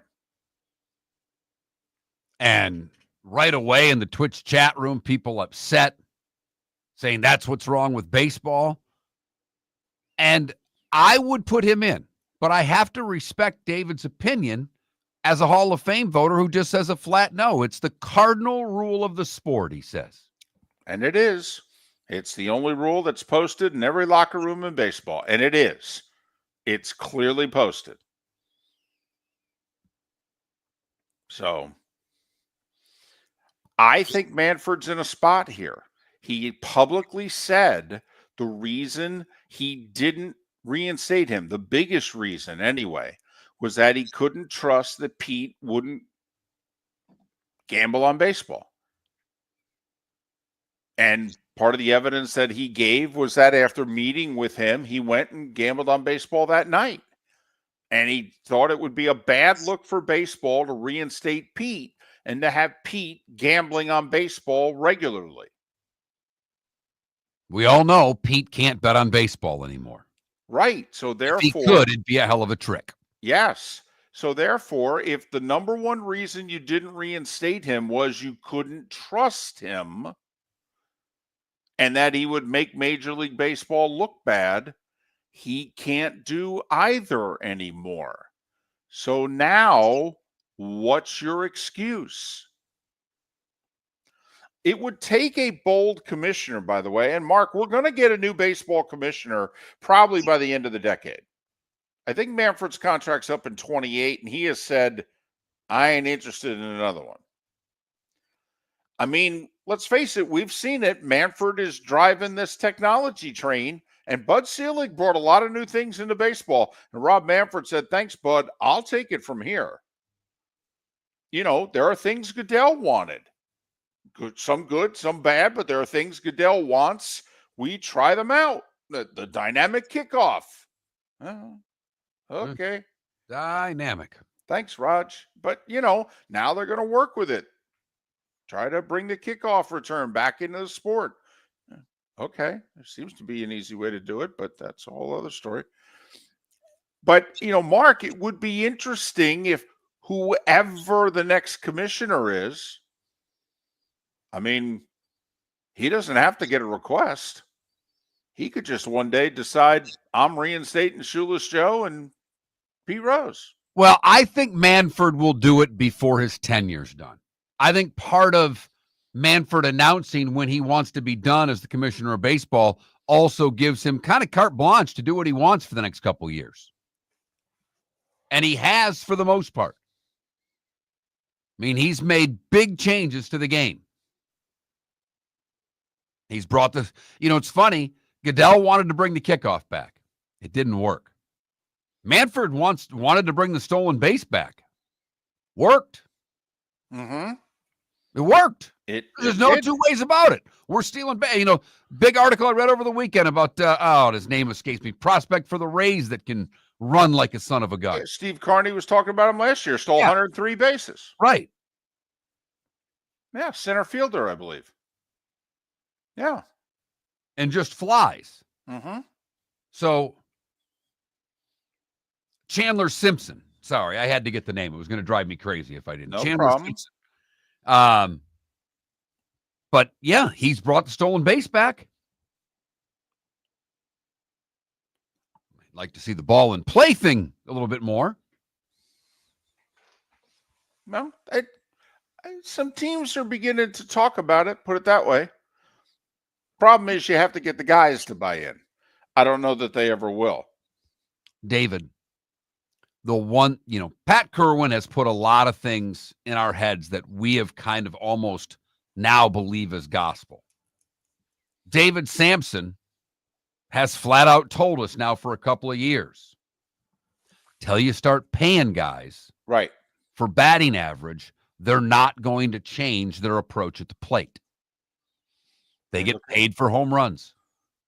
Look at Luis Ariz. He's won 3 straight batting titles to 3 different teams. All of them thought he was overpaid. You guys are the ones paying him. That's a whole other story. Our poll question, by the way, it's football related. That Mark Miller, the David Moulton, Miller_Moulton on X. So which of these two are you taking first in the draft? And we're not saying with the first overall pick. It could be you're picking 6th, you're the Raiders. Hell, you could be picking, 14th, and you're the Colts. Which one of these two quarterbacks are you taking first? Cam Ward or Shedeur Sanders? Last I saw, it was like 70-30 Ward. It's now 83% Ward. Wow. Think that's the Canes thing, or do you think people just think he's better? Yes. I think both are factors here. We did have someone on X say Jackson Dart, the Ole Miss quarterback. That's all right. We had someone on the text line say Will Howard. So these aren't the questions we asked. Which, by the way, is a very bold statement after his workout at the Combine. When Will Howard literally couldn't hit the old broadside of the barn. Had one of the worst workouts they've ever seen a quarterback have, actually, at the Combine. So, numbers from the Combine were up like 19%. Were they really? Yeah. It's still far and away and it's not close. When you take the NFL off-season things, take the games out of it. The Combine is far and away the least watched property that the NFL has. But the other football thing, and we've not talked about it at all today, David, and I'm a big fan of the show, Hard Knocks. Last year, we got the first ever off-season Hard Knocks. And the Giants, who desperately want no part of being the training camp Hard Knocks, said to the league, tell you what, we'll do the off-season Hard Knocks instead, because the Giants have never been, and they fit now the criteria of teams, and usually there's like 6 or 7 teams that are eligible for Hard Knocks, and the Giants fit that criteria, and they're like, we won't do the training camp Hard Knocks, but we'll do the off-season one. And boy, did that work great for the Giants. And by work great, Saquon Barkley became an Eagle. They won the Super Bowl, and it's been a meme for the entire year of how badly the offseason was in the Giants front office. Because of that, not one team would volunteer for the Hard Knocks offseason edition. They could not get one team to do it. But they found a team. Mm-hmm. They went to Saturdays. And Bill Belichick and North Carolina are opening their doors to the Hard Knock folks for the off-season edition. Which just goes to show you what an act the whole thing was in New England, wasn't it? Yes. I mean that, at some point he said, well, hell, I might as well just keep the skit going. This is what they basically did an SNL skit for 2 decades as the head coach of the New England Patriots. Once they we're on to Cincinnati, that Bill said, fine, I'll just do that forever, you blankety blanks. Because now look at him, Mr. Personality. But at the same time, every once in a while in those pressers, he would get a question. There's that great answer when someone asked him the nuance of the long snapper. And Bill gives this 7-minute, unbelievable answer as to every nuance of the long snapper. And then at the end of it says, that was a really interesting question. Thanks. And the whole room was looking around going, are you serious? We've been asking you questions for 15 years. And you credit this guy who asked you a question about a long snapper? A long snapper. You blankety blank. But hey, what are you selling now? You're trying to be cool. You want recruits to go to you. Yeah, money. But hey, what am I selling? If you're North Carolina, don't you say to Bill, we got to do this. Think about it. We're all in on you. And Bill, you're looking at this as like a 3-year thing, right? But we got to maximize these 3 years. We hired you because you're Bill Belichick. Your whole sales pitch is what? I'm going to run an NFL-like program in college. Nick left. Nick was the one that told all these kids, I will get you ready for Sunday. Bill knows how to get ready for Sunday. Bill gets to say, he was my defensive coordinator in Cleveland, right? He worked for me. I never worked for him. But boom. I have never liked the University of North Carolina. I lived in Raleigh. I had a person who called the radio show called my boss every day and demanded to fire me because of my dislike for the Tar Heels. I'm rooting so hard for this to work for him. I desperately want Bill to be successful at North Carolina. Here's what I want. We have the Sun Bowl at CBS. The ACC is tied to the Sun Bowl. I want North Carolina in next year's Sun Bowl. I'll go to El Paso 3 days early. I want in on the production meetings. I want in at practice. I'll do the show at 4 a.m. El Paso time all week. I might come with you. It's in between Christmas and New Year's. Her family's going to be like, where are you two? El Paso. It's a Sun Bowl, honey. Okay, it's the Tony the Tiger Sun Bowl, honey. American Paint Supplies, for nearly 30 years, is your one-stop shop for all your coating needs. If you are a designer, a contractor, a professional painter, or a weekend warrior, American Paint Supplies is the place where experts go to get expert solutions. At 6100 Shirley Street in Naples off of Pine Ridge, American Paint Supplies delivers the best solutions with the best products with the best support. Meet Gene and his team today at American Paint Supplies. Call 239-566-2700. That's 566-2700 or online at AmericanPaintSupplies.net. For over 50 years, the Nolan family has been dedicated to protecting local families. Nolan Family Insurance is a second-generation independent agency that specializes in home, flood, auto, and boat insurance. They take the time needed to explain your coverage options and answer your questions so you can make an informed decision that's right for you. If you're looking for an agency that treats you like family, call 941-639-1122 or go to NolanAgency.com. That's 941-639-1122 or NolanAgency.com. Mark Miller for Molly Maid. Why Molly Maid, you ask? Trust. Moulton was a customer for 15 years. Affordability.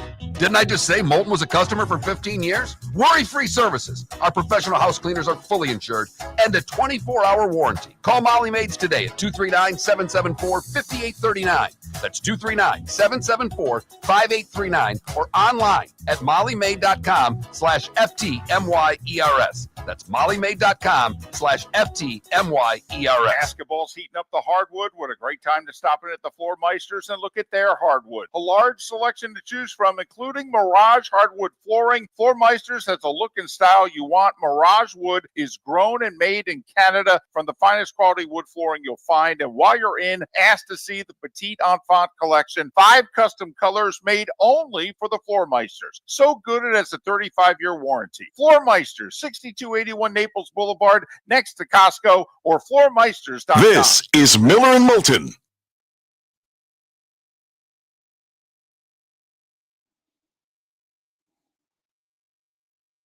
So, David, I think you might appreciate this, and you might think I really have a problem.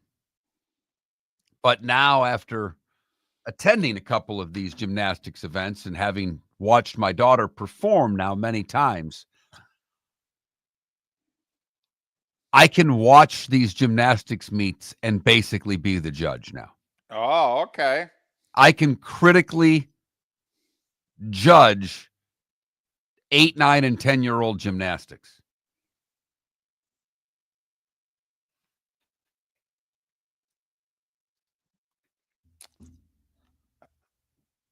Now, are you ready to sit next to your wife when she has gymnastics on and go, honey, okay? I have to be honest, Eve's good at it. Like when she watches Friday Night Heights, the SEC network, every Friday, it's on. I'm putting Big Fox on to watch a basketball game. She's in the bedroom watching Arkansas and LSU get after it. Right.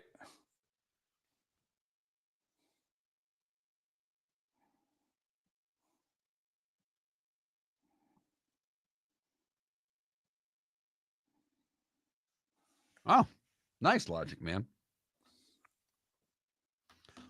I tell you what, when I go back to that council that committee that I'm on, right? We don't bring anything here. They generated money. I mean, these things go for 3 days. They've got a new session every 2 hours. It was at the Broward County Convention Center. They had 3 or 4 different setups. So they had like 3 meets going on all at the same time.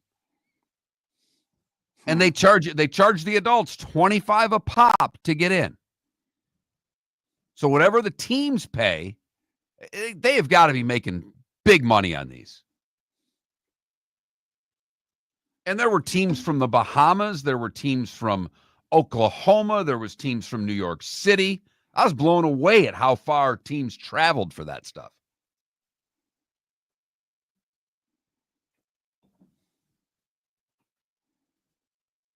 Three and 7, baby Jules, fired up for the 3:00 match. Problem is, I've got to go get my daughter during it. I wish it was a 4. I'd pick her up and be home by 4:15.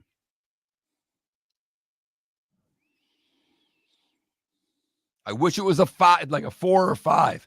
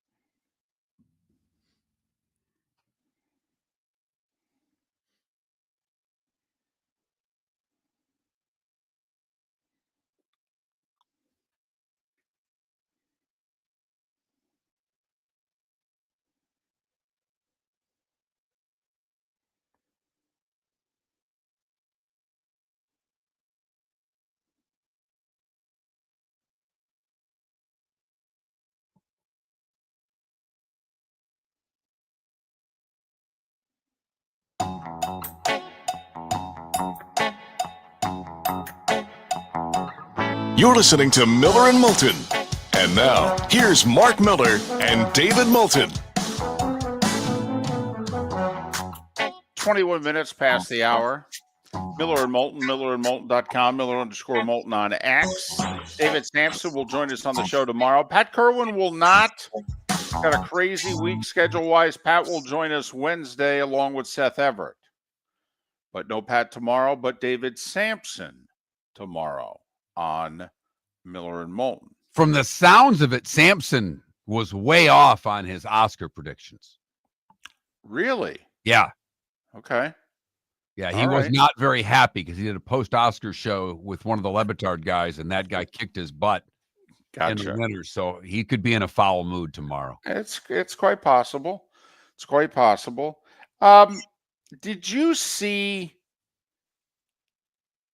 the coin toss this weekend? I did not see it. I am aware of the coin toss. And what I am shocked by is how high up on the pecking order a coin toss was. So, we've talked about this for years. Conferences, leagues, they have tiebreakers. You have different tiebreakers if you're splitting ties in the division versus a conference. And is it 2 teams? Is it 3? Is it 4? Blah, blah, blah. So the SEC women's basketball, 2 teams finished 17-1? South Carolina and Texas? Yes. And they lost to each other. So head-to-head was a split. Record against everybody else in the conference, 16-0. Right. So, I guess they were 15-1 in the SEC. So one lost 14-0, but neither here nor there. Okay. So now what are we going to do? What would you have as your third tiebreaker? Now, you could do Mark, we talked about this. ASUN men's basketball, by the way, used to have it where you went head to head, and then let's just say Mark and I were tied for first. Well, then what was our record against the third place team? What was our record against the fourth place team? And we would go down the standings. I always thought they should do it the other way, by the way. They should start at the bottom and go up. And that worst loss, if you will, should break the tie. But anyway, well, now the ASUN doesn't do that anymore. You guys are tied? Okay. What's your head-to-head? Well, we split. And then they go to the net, which is the official NCAA ranking. That's how Lipscomb became the number 1 seed this year in the ASUN tournament instead of North Alabama. They finished tied at 14-4 in conference play. They split against each other. Lipscomb had a higher net. Lipscomb's the 1 seed. The SEC, what's your overall record? Head-to-head. Okay. And then what's the third tiebreak, Mark? That's a coin flip. Now, I will say the first thing that I checked, David, because I was very nervous that the SEC men's basketball tournament tiebreaker was going to be far more lengthy than the women's tournament tiebreaker. Now, who out there, when I say that, I mean, come on now. Would that have surprised you? But the men's tiebreaker is the exact same thing. Right. Third tiebreak's a coin flip. Coin flip. So Sankey had a personalized coin made. South Carolina's logo on the one side, Texas's logo on the other. By the way, how much do we think that coin cost? I just would like to know. I'm just curious. So anyway, Sankey at halftime of a game yesterday. Right. He flipped the coin. South Carolina won the toss. Okay, South Carolina's the 1 seed, Texas is the 2. Now, they both get first-round buys. The 1 seed does play 6 hours earlier than the other, so maybe they're slightly better rested. Whatever. The tournament's held in South Carolina, not in Columbia, but elsewhere in the state. So it'll be advantage South Carolina in terms of home crowd and all that. But yeah, third tiebreaker, coin flip. Coin flip. Like, for instance, the NFL has a tiebreaker that's a coin flip. It's the 12th tiebreaker. I would imagine there will be a new set of criteria by next year. I really do. Okay, well, and I'm not being a jerk. What's the criteria? Do you go point differential in conference games? Or how I thought, do you go point differential head to head? Okay. Does that matter at all? I mean, put it this way, David. I think we could put however many coaches or ADs you think you need on a Zoom call. I don't even need to go to Dallas for the weekend. We can get this done on a Zoom call in 45 minutes. I think we could do it in a joint text. We can just go back and forth, probably take 20, 30 minutes. Right. Okay, so some of the responses would probably get very inappropriate, but that's okay. Other sports news we talked about from the starting five, the Florida Panthers made a big trade over the weekend. They pick up a good defenseman. They get rid of a goaltender to number one pick, and the big part of this is Matthew Tkachuk is on the long-term IR. So they were able to put that defenseman in under the cap, and you will not, I'm telling you right now, Tkachuk will not play the rest of the regular season. They are going to hide him from the cap until the playoffs begin. Mark my words. This is the Lightning with Kucherov a couple of years ago. Vegas does it every year. Yes, they do. I think this needs to be taken out of the sport. If you're going to have a hard cap, have a hard cap. Guys get hurt, sucks. Here's the other thing. I don't think the full salary should count. Okay, like Matthew Tkachuk's making like $9 million a year. And so the Panthers gained like $8.7 million. No, how about prorated? How about you only get what the prorated amount? I don't care, David, if they take the whole thing off while he's on the IR. What I want is the hard cap to continue through the playoffs. Oh, you have okay. to be cap compliant in the playoffs. You can't just hide $10 million and all of a sudden the playoffs start and there's no cap and you go, hey, look, my star player's back. I don't get it. As you know, you're gonna have a bunch of teams in the East fighting their tails off to make these last playoff spots that don't have the ability to stash a guy on the long-term IR. You know what it isn't, David? It's not fair. I like that. I like hey, I don't mind them playing this game during the regular season, but once the postseason comes, you've got an $88 million cap. What's your roster? Okay. I like that. That's what I would do. Here's my question, I don't blame the Panthers for doing what they did. These are the rules. Tampa's taken advantage of it many times and pissed off the rest of the league. Vegas has taken advantage of it many times and ticked off the league. Now the Florida Panthers are doing it. They are playing by the rules. Make no mistake. And Tkachuk is hurt. Now, we get into is he hurt enough to miss the rest of the regular season? And the NHL's the one that sends their doctors around and, you know, are they looking the other way? Wink, wink, nod, nod. Or are they actually taking this seriously as fraud? But let me ask you this going forward, because the NHL's got a CBA to negotiate here in a couple years. Do you think there'll be a side against this? Players aren't going to be against it. Owners aren't going to be against it. So, and by the way, what general manager's against it? They're only against it when it's happening against them. And it's worked so well for teams doing this to have playoff success, it puts owners on board, if you know what I mean. They'll eat a little more money in the postseason because they make all of it then. So I don't know who the party's going to be, because we all think that there's something wrong with this. The NHL goes out of their way to have a tough, hard cap during the regular season. But then this is how you can game the system. And boy, can you game it this way? Injuries can be a good thing? Huh. But I don't see anybody besides the hockey writer that's going to stand up and say this is bad. Lightning Panthers tonight, by the way. We'll get to tonight's sports lineup, good, bad, and ugly. What's on tap today was the day when next. I love my shower.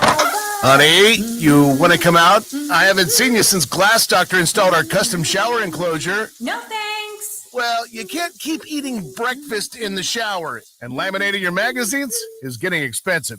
You remember we have guests coming over tonight, right? Oh, I'm sure they'd love to see the shower. It's our neighbors, and I highly doubt they want to be hanging out in our bathroom. The shower's so good, you'll never want to leave. Visit glassdoctor.com today and schedule an appointment online. Mark Miller for Molly Maid. Why Molly Maid, you ask?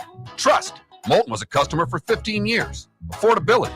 Didn't I just say Moulton was a customer for 15 years? Worry-free services. Our professional house cleaners are fully insured and a 24-hour warranty. Call Molly Maids today at 239-774-5839. That's 239-774-5839 or online at mollymaid.com/FTMYERS. That's mollymaid.com/FTMYERS. Basketball's heating up the hardwood. What a great time to stop in at the Floor Meisters and look at their hardwood. A large selection to choose from, including Mirage hardwood flooring. Floor Meisters has a look and style you want. Mirage wood is grown and made in Canada from the finest quality wood flooring you'll find. And while you're in, ask to see the Petite Enfant collection. 5 custom colors made only for the Floor Meisters. So good it has a 35-year warranty. Floor Meisters, 6281 Naples Boulevard, next to Costco, or floormeisters.com. Is snoring bothering your spouse? Would you like to sleep in the same bed again? Do you know that snoring can affect your sleep cycle and cause lower testosterone levels? At Sleep Treatment Direct, we have easy solutions. We have a simple laser procedure that can improve snoring in 10 minutes. If you would like to get back in the same bed or are looking for a natural way to treat low testosterone, give us a call at 239-444-1741. That's 239-444-1741. Or go to sleeptreatmentdirect.com. That's sleeptreatmentdirect.com. Sleep Treatment Direct. Sleep safe and sound. This is Miller and Moulton.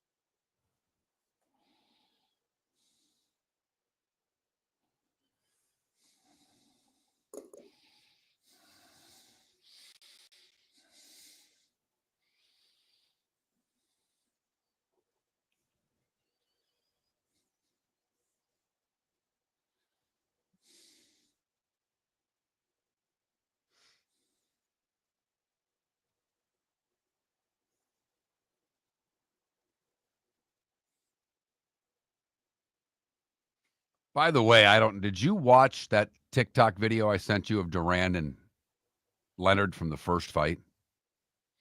I watched a little bit of it. God dang. Mm-hmm. Yeah, I don't remember that one as much as I remember the second one. I was pretty young. They hit each other a little bit. Yes, they did. Yeah. And what was amazing to me was the commentator throughout the fight going, and Leonard's just going to keep trading punches with him. Yep.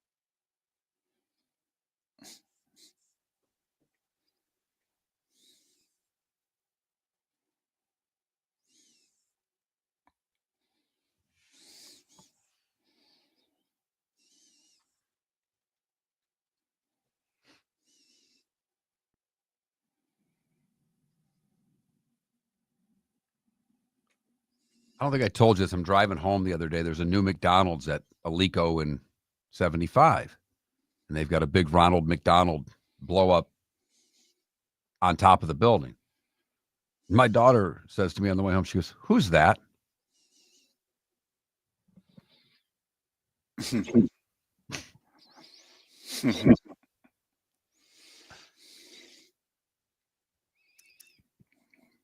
Ronald doesn't have that appeal that he once did.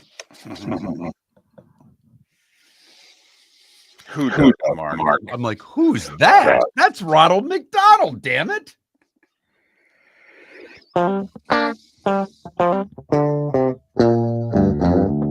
You're listening to Miller and Moulton. And now, here's Mark Miller and David Moulton. 22 minutes till the top of the hour. Miller and Moulton, millerandmoulton.com, Miller_Moulton on X. Thanks for being with us.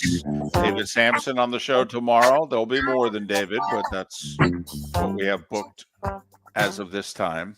Seth Everett, Pat Kerwin. Pat's normally on Tuesdays. Pat will join us on Wednesday instead. Pat on Wednesday. It's that time again, nearing the end, but not quite there yet. Here's Mark Miller with Today Was the Day When. Today was the day when, brought to you by Game Day Men's Health. Call them today. Hell, do it right now. 239-427-3441. That's 239-427-3441 for their Bonita or Naples location. Find your maximal self with Game Day Men's Health. 1845 we start. Florida becomes the 27th state of the union. Happy birthday, Florida. Big day in Congress today in 55, David. They must have been bored. 1855, that is. Because they approved $30,000 to test camels for military use. And they also authorized registered mail. Would you consider that a waste of money, or was that not the registered mail part, the whole camels? I think that's a waste of money in 1855. So do you think that was government, another example of government waste just starting early? Where was Doge when we needed it then? 1875. The U.S. Congress authorizes the 20-cent coin. It would last only 3 years. Seemed pretty unnecessary. Anne Sullivan begins teaching Helen Keller today in 1887. 1922, for you Michiganders, WWJ begins radio transmissions. 1931, one thing not of significance, the other kind of pretty significant. First one, Cab Calloway records Minnie the Moocher. I'm sure you've been caught singing it at a sporting event. It was jazz's first 1 million seller. But more importantly today in 31, Herbert Hoover signs a congressional act making the Star-Spangled Banner the official national anthem of the United States. 1956, Elvis's first hit in the Billboard Top 10, Heartbreak Hotel. Today in 1968, big trade. The Toronto Maple Leafs sent Frank Mahovlich to the Detroit Red Wings. 1978, Van Halen gets their first big break, their first world tour. They open for Journey. They had just released their debut album 3 weeks earlier. Which changed my life. 1985, Moonlighting premiered on ABC. That was a big show back in the day. I almost got fired from my first television job because of Moonlighting.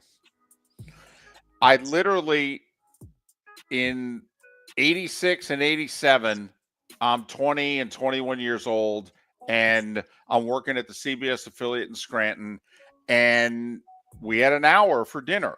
You know, you showed up at work at 2:30, news ended at 11:30, 9 hours. You had an hour for dinner. Well, everybody took their hour between 6:30 and 7:30. Mark, was it Tuesday nights or Wednesday nights? When did Moonlighting air? Because I took my dinner hour at 9 o'clock on the night that Moonlighting aired. And usually that's when you're back and you're editing and the whole deal. And I would say to them, I'll write any of your script. I'll do whatever you want. I'll shoot the games, the whole deal. My dinner hour is moonlighting. And I almost got fired for it. I had to tape it and watch it after the news at 11:30 in the TV station by myself. 1986, Metallica releases Master of Puppets, their third studio album, and a monster. It was today in 1991 that police officers in Los Angeles beat Rodney King. It was captured on amateur video and would later lead to the riots when the police officers were acquitted. Right. 2005, 50 Cent releases the album The Massacre. It was the Billboard Album of the Year in 2005. And Caitlin Clark a year ago surpassed Pete Maravich's total of 3,667 points in her win over Ohio State.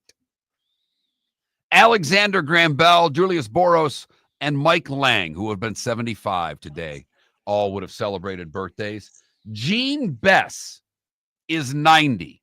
He's the all-time winningest college basketball coach with a record of 1,316, a 570 or a 757 winning percentage. Gene Bess? Like a D2 coach. I thought for sure you'd know who it was. I was surprised you didn't. When I was in local television in the early 90s in Binghamton, the all-time winningest coach was Dick Baldwin. He had coached at a JUCO, which became a Division III school, SUNY Binghamton, which is now Binghamton University, a D1 school. Okay, and he won a bunch of JUCO national titles. He got that basketball program started at Binghamton. And Mark, I know he had over 1,100 wins, but I don't know if he ever got to 1,300. Tim Kazurinsky is 75. Did you like So I Married a Monkey on SNL? There were some of those that would make me just laugh out loud. Not really. Because he could keep the straight face and the monkey was doing whatever the monkey was doing and he would stay in character. Herschel Walker's 63. So is Jackie Joyner-Kersee. Brian Leach, 57. And Jessica Biel is 53. What did I miss, David? By the way, how many people do you think Herschel Walker at 63 could beat in an athletic contest? Most.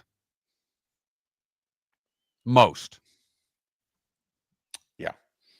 I don't think you missed anything, by the way. Well, good. Let's get to this. Time to see life a little bit differently. Here's Mark Miller with the good, the bad, and the ugly. What you got, Mark? For the good today, we go to Sanibel Island, where on Christmas Eve, Corporal James Sarago received a call to get to Jerry's Foods. When he got there, there was a choking baby. The parents hand him their baby boy and tell him to do whatever he needs to do. His training kicked in. Slaps the baby's back over and over, dislodging a piece of cantaloupe that was too big, saving the baby's life.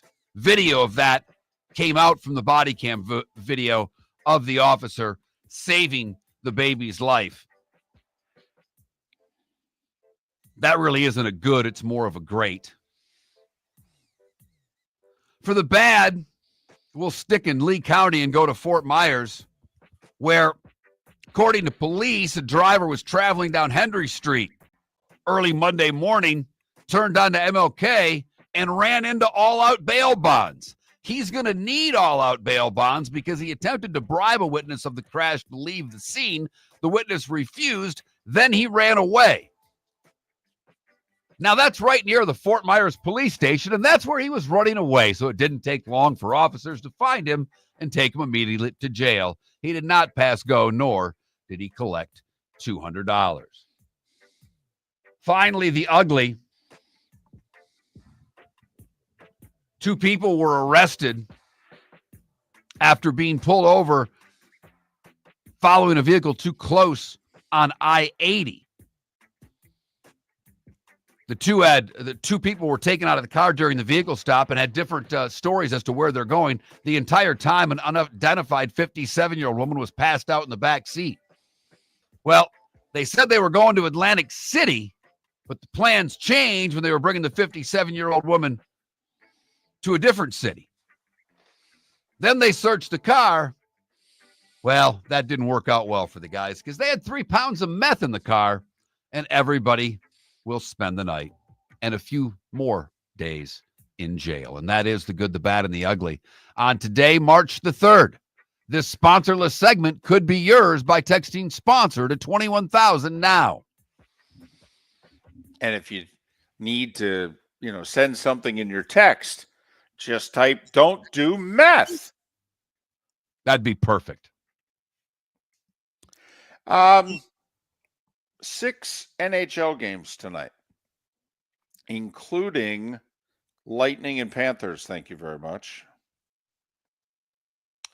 It's across the alley in Sunrise, 7 o'clock.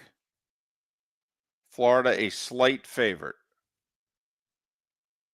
I have a feeling this one's going to have a little vinegar to it. Lightning have won 8 in a row. They're 9-0-1 in their last 10. Mark, they have 2 games in hand on the Panthers. They're only 3 points behind the Panthers. I mean, Tampa Bay, I think, has a game in hand on Toronto, and they're only 4 points behind them. I mean, Tampa Bay can win the division. Absolutely, David.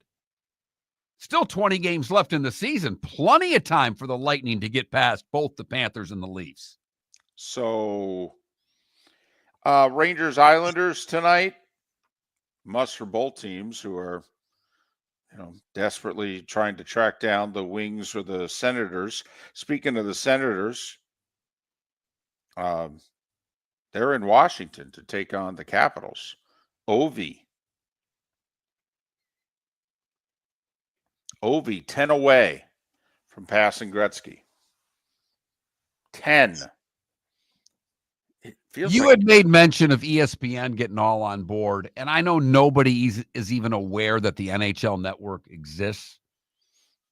I'd be trying to figure out a way to have every shift of his on air if I was the NHL network. I'd be doing whatever I could to promote this the way Sosa and McGuire were promoted all those years ago. And I think it's the NHL network's job to do it, David.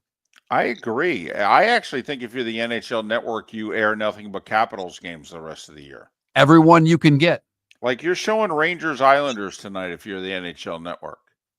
No, I'm showing the Caps. Because, Mark, I mean, it's going to be a long time before anybody can put themselves in position to pass Ovechkin. Because Ovechkin ain't going to stop when he passes Gretzky. He's going to play a couple more years. I mean, until he truly shows the signs of slowing down, I mean, you got to think he's going to put 950 plus on the board. Well, we never thought anybody was going to get Gretz. So think about what you're going to have to do to get Ovechkin.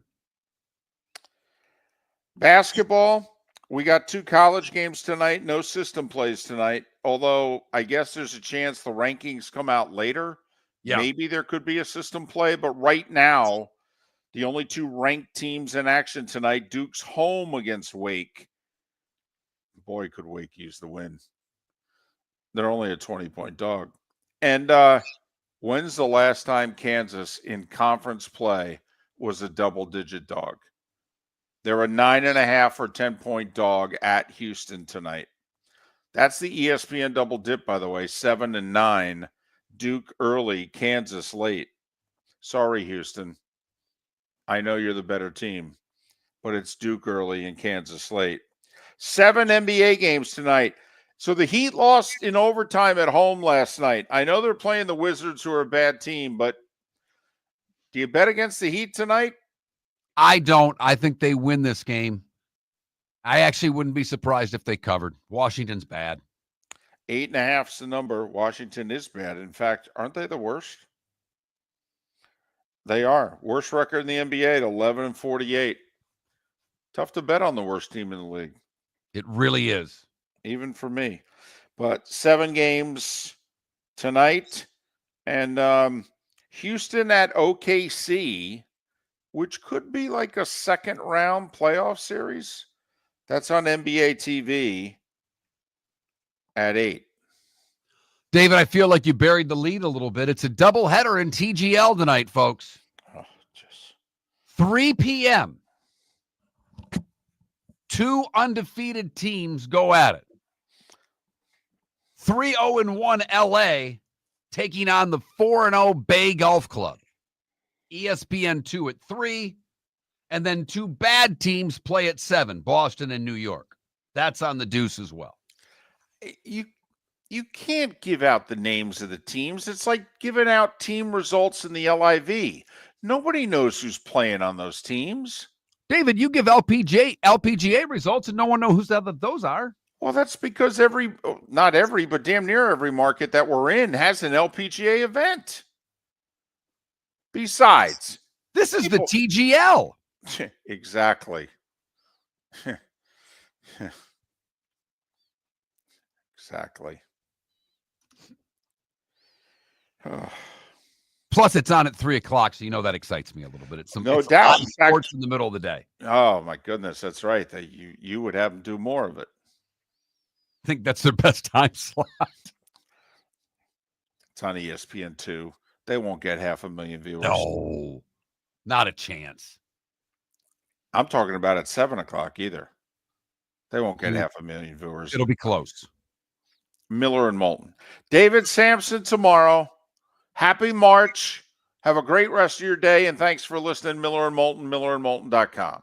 Miller and Moulton are very grateful to you, the listeners, for making us one of the highest rated shows for men, because the working man is one of the toughest demos to reach, and we do. Great sponsors like Floor Meisters, American Paint Supplies, Glass Doctor, Sleep Treatment Direct, Game Day Men's Health, and Molly Maid recognize that, and we thank them. And if you own a business and working men are your clientele, the most cost-effective way to reach them is through us. Text Miller and Moulton at 21,000 or directly via X at that Mark Miller or the David Moulton. Defining a new era in men's health. Get stronger and healthier at Game Day Men's Health. With our in-house laboratory, get in, get treated, and get back to your passion and purpose. Call 239-427-3441 for our Bonita Springs or Naples location to set up your free testosterone test and consultation. Mention Miller Moulton Radio Show for a 10% discount on your service. Start living your best with Game Day Men's Health, Bonita Springs and Naples. Call 239-427-3441 today. Basketball's heating up the hardwood. What a great time to stop in at the Floor Meisters and look at their hardwood. A large selection to choose from, including Mirage hardwood flooring. Floor Meisters has the look and style you want. Mirage wood is grown and made in Canada from the finest quality wood flooring you'll find. And while you're in, ask to see the Petite Enfant collection. 5 custom colors made only for the Floor Meisters.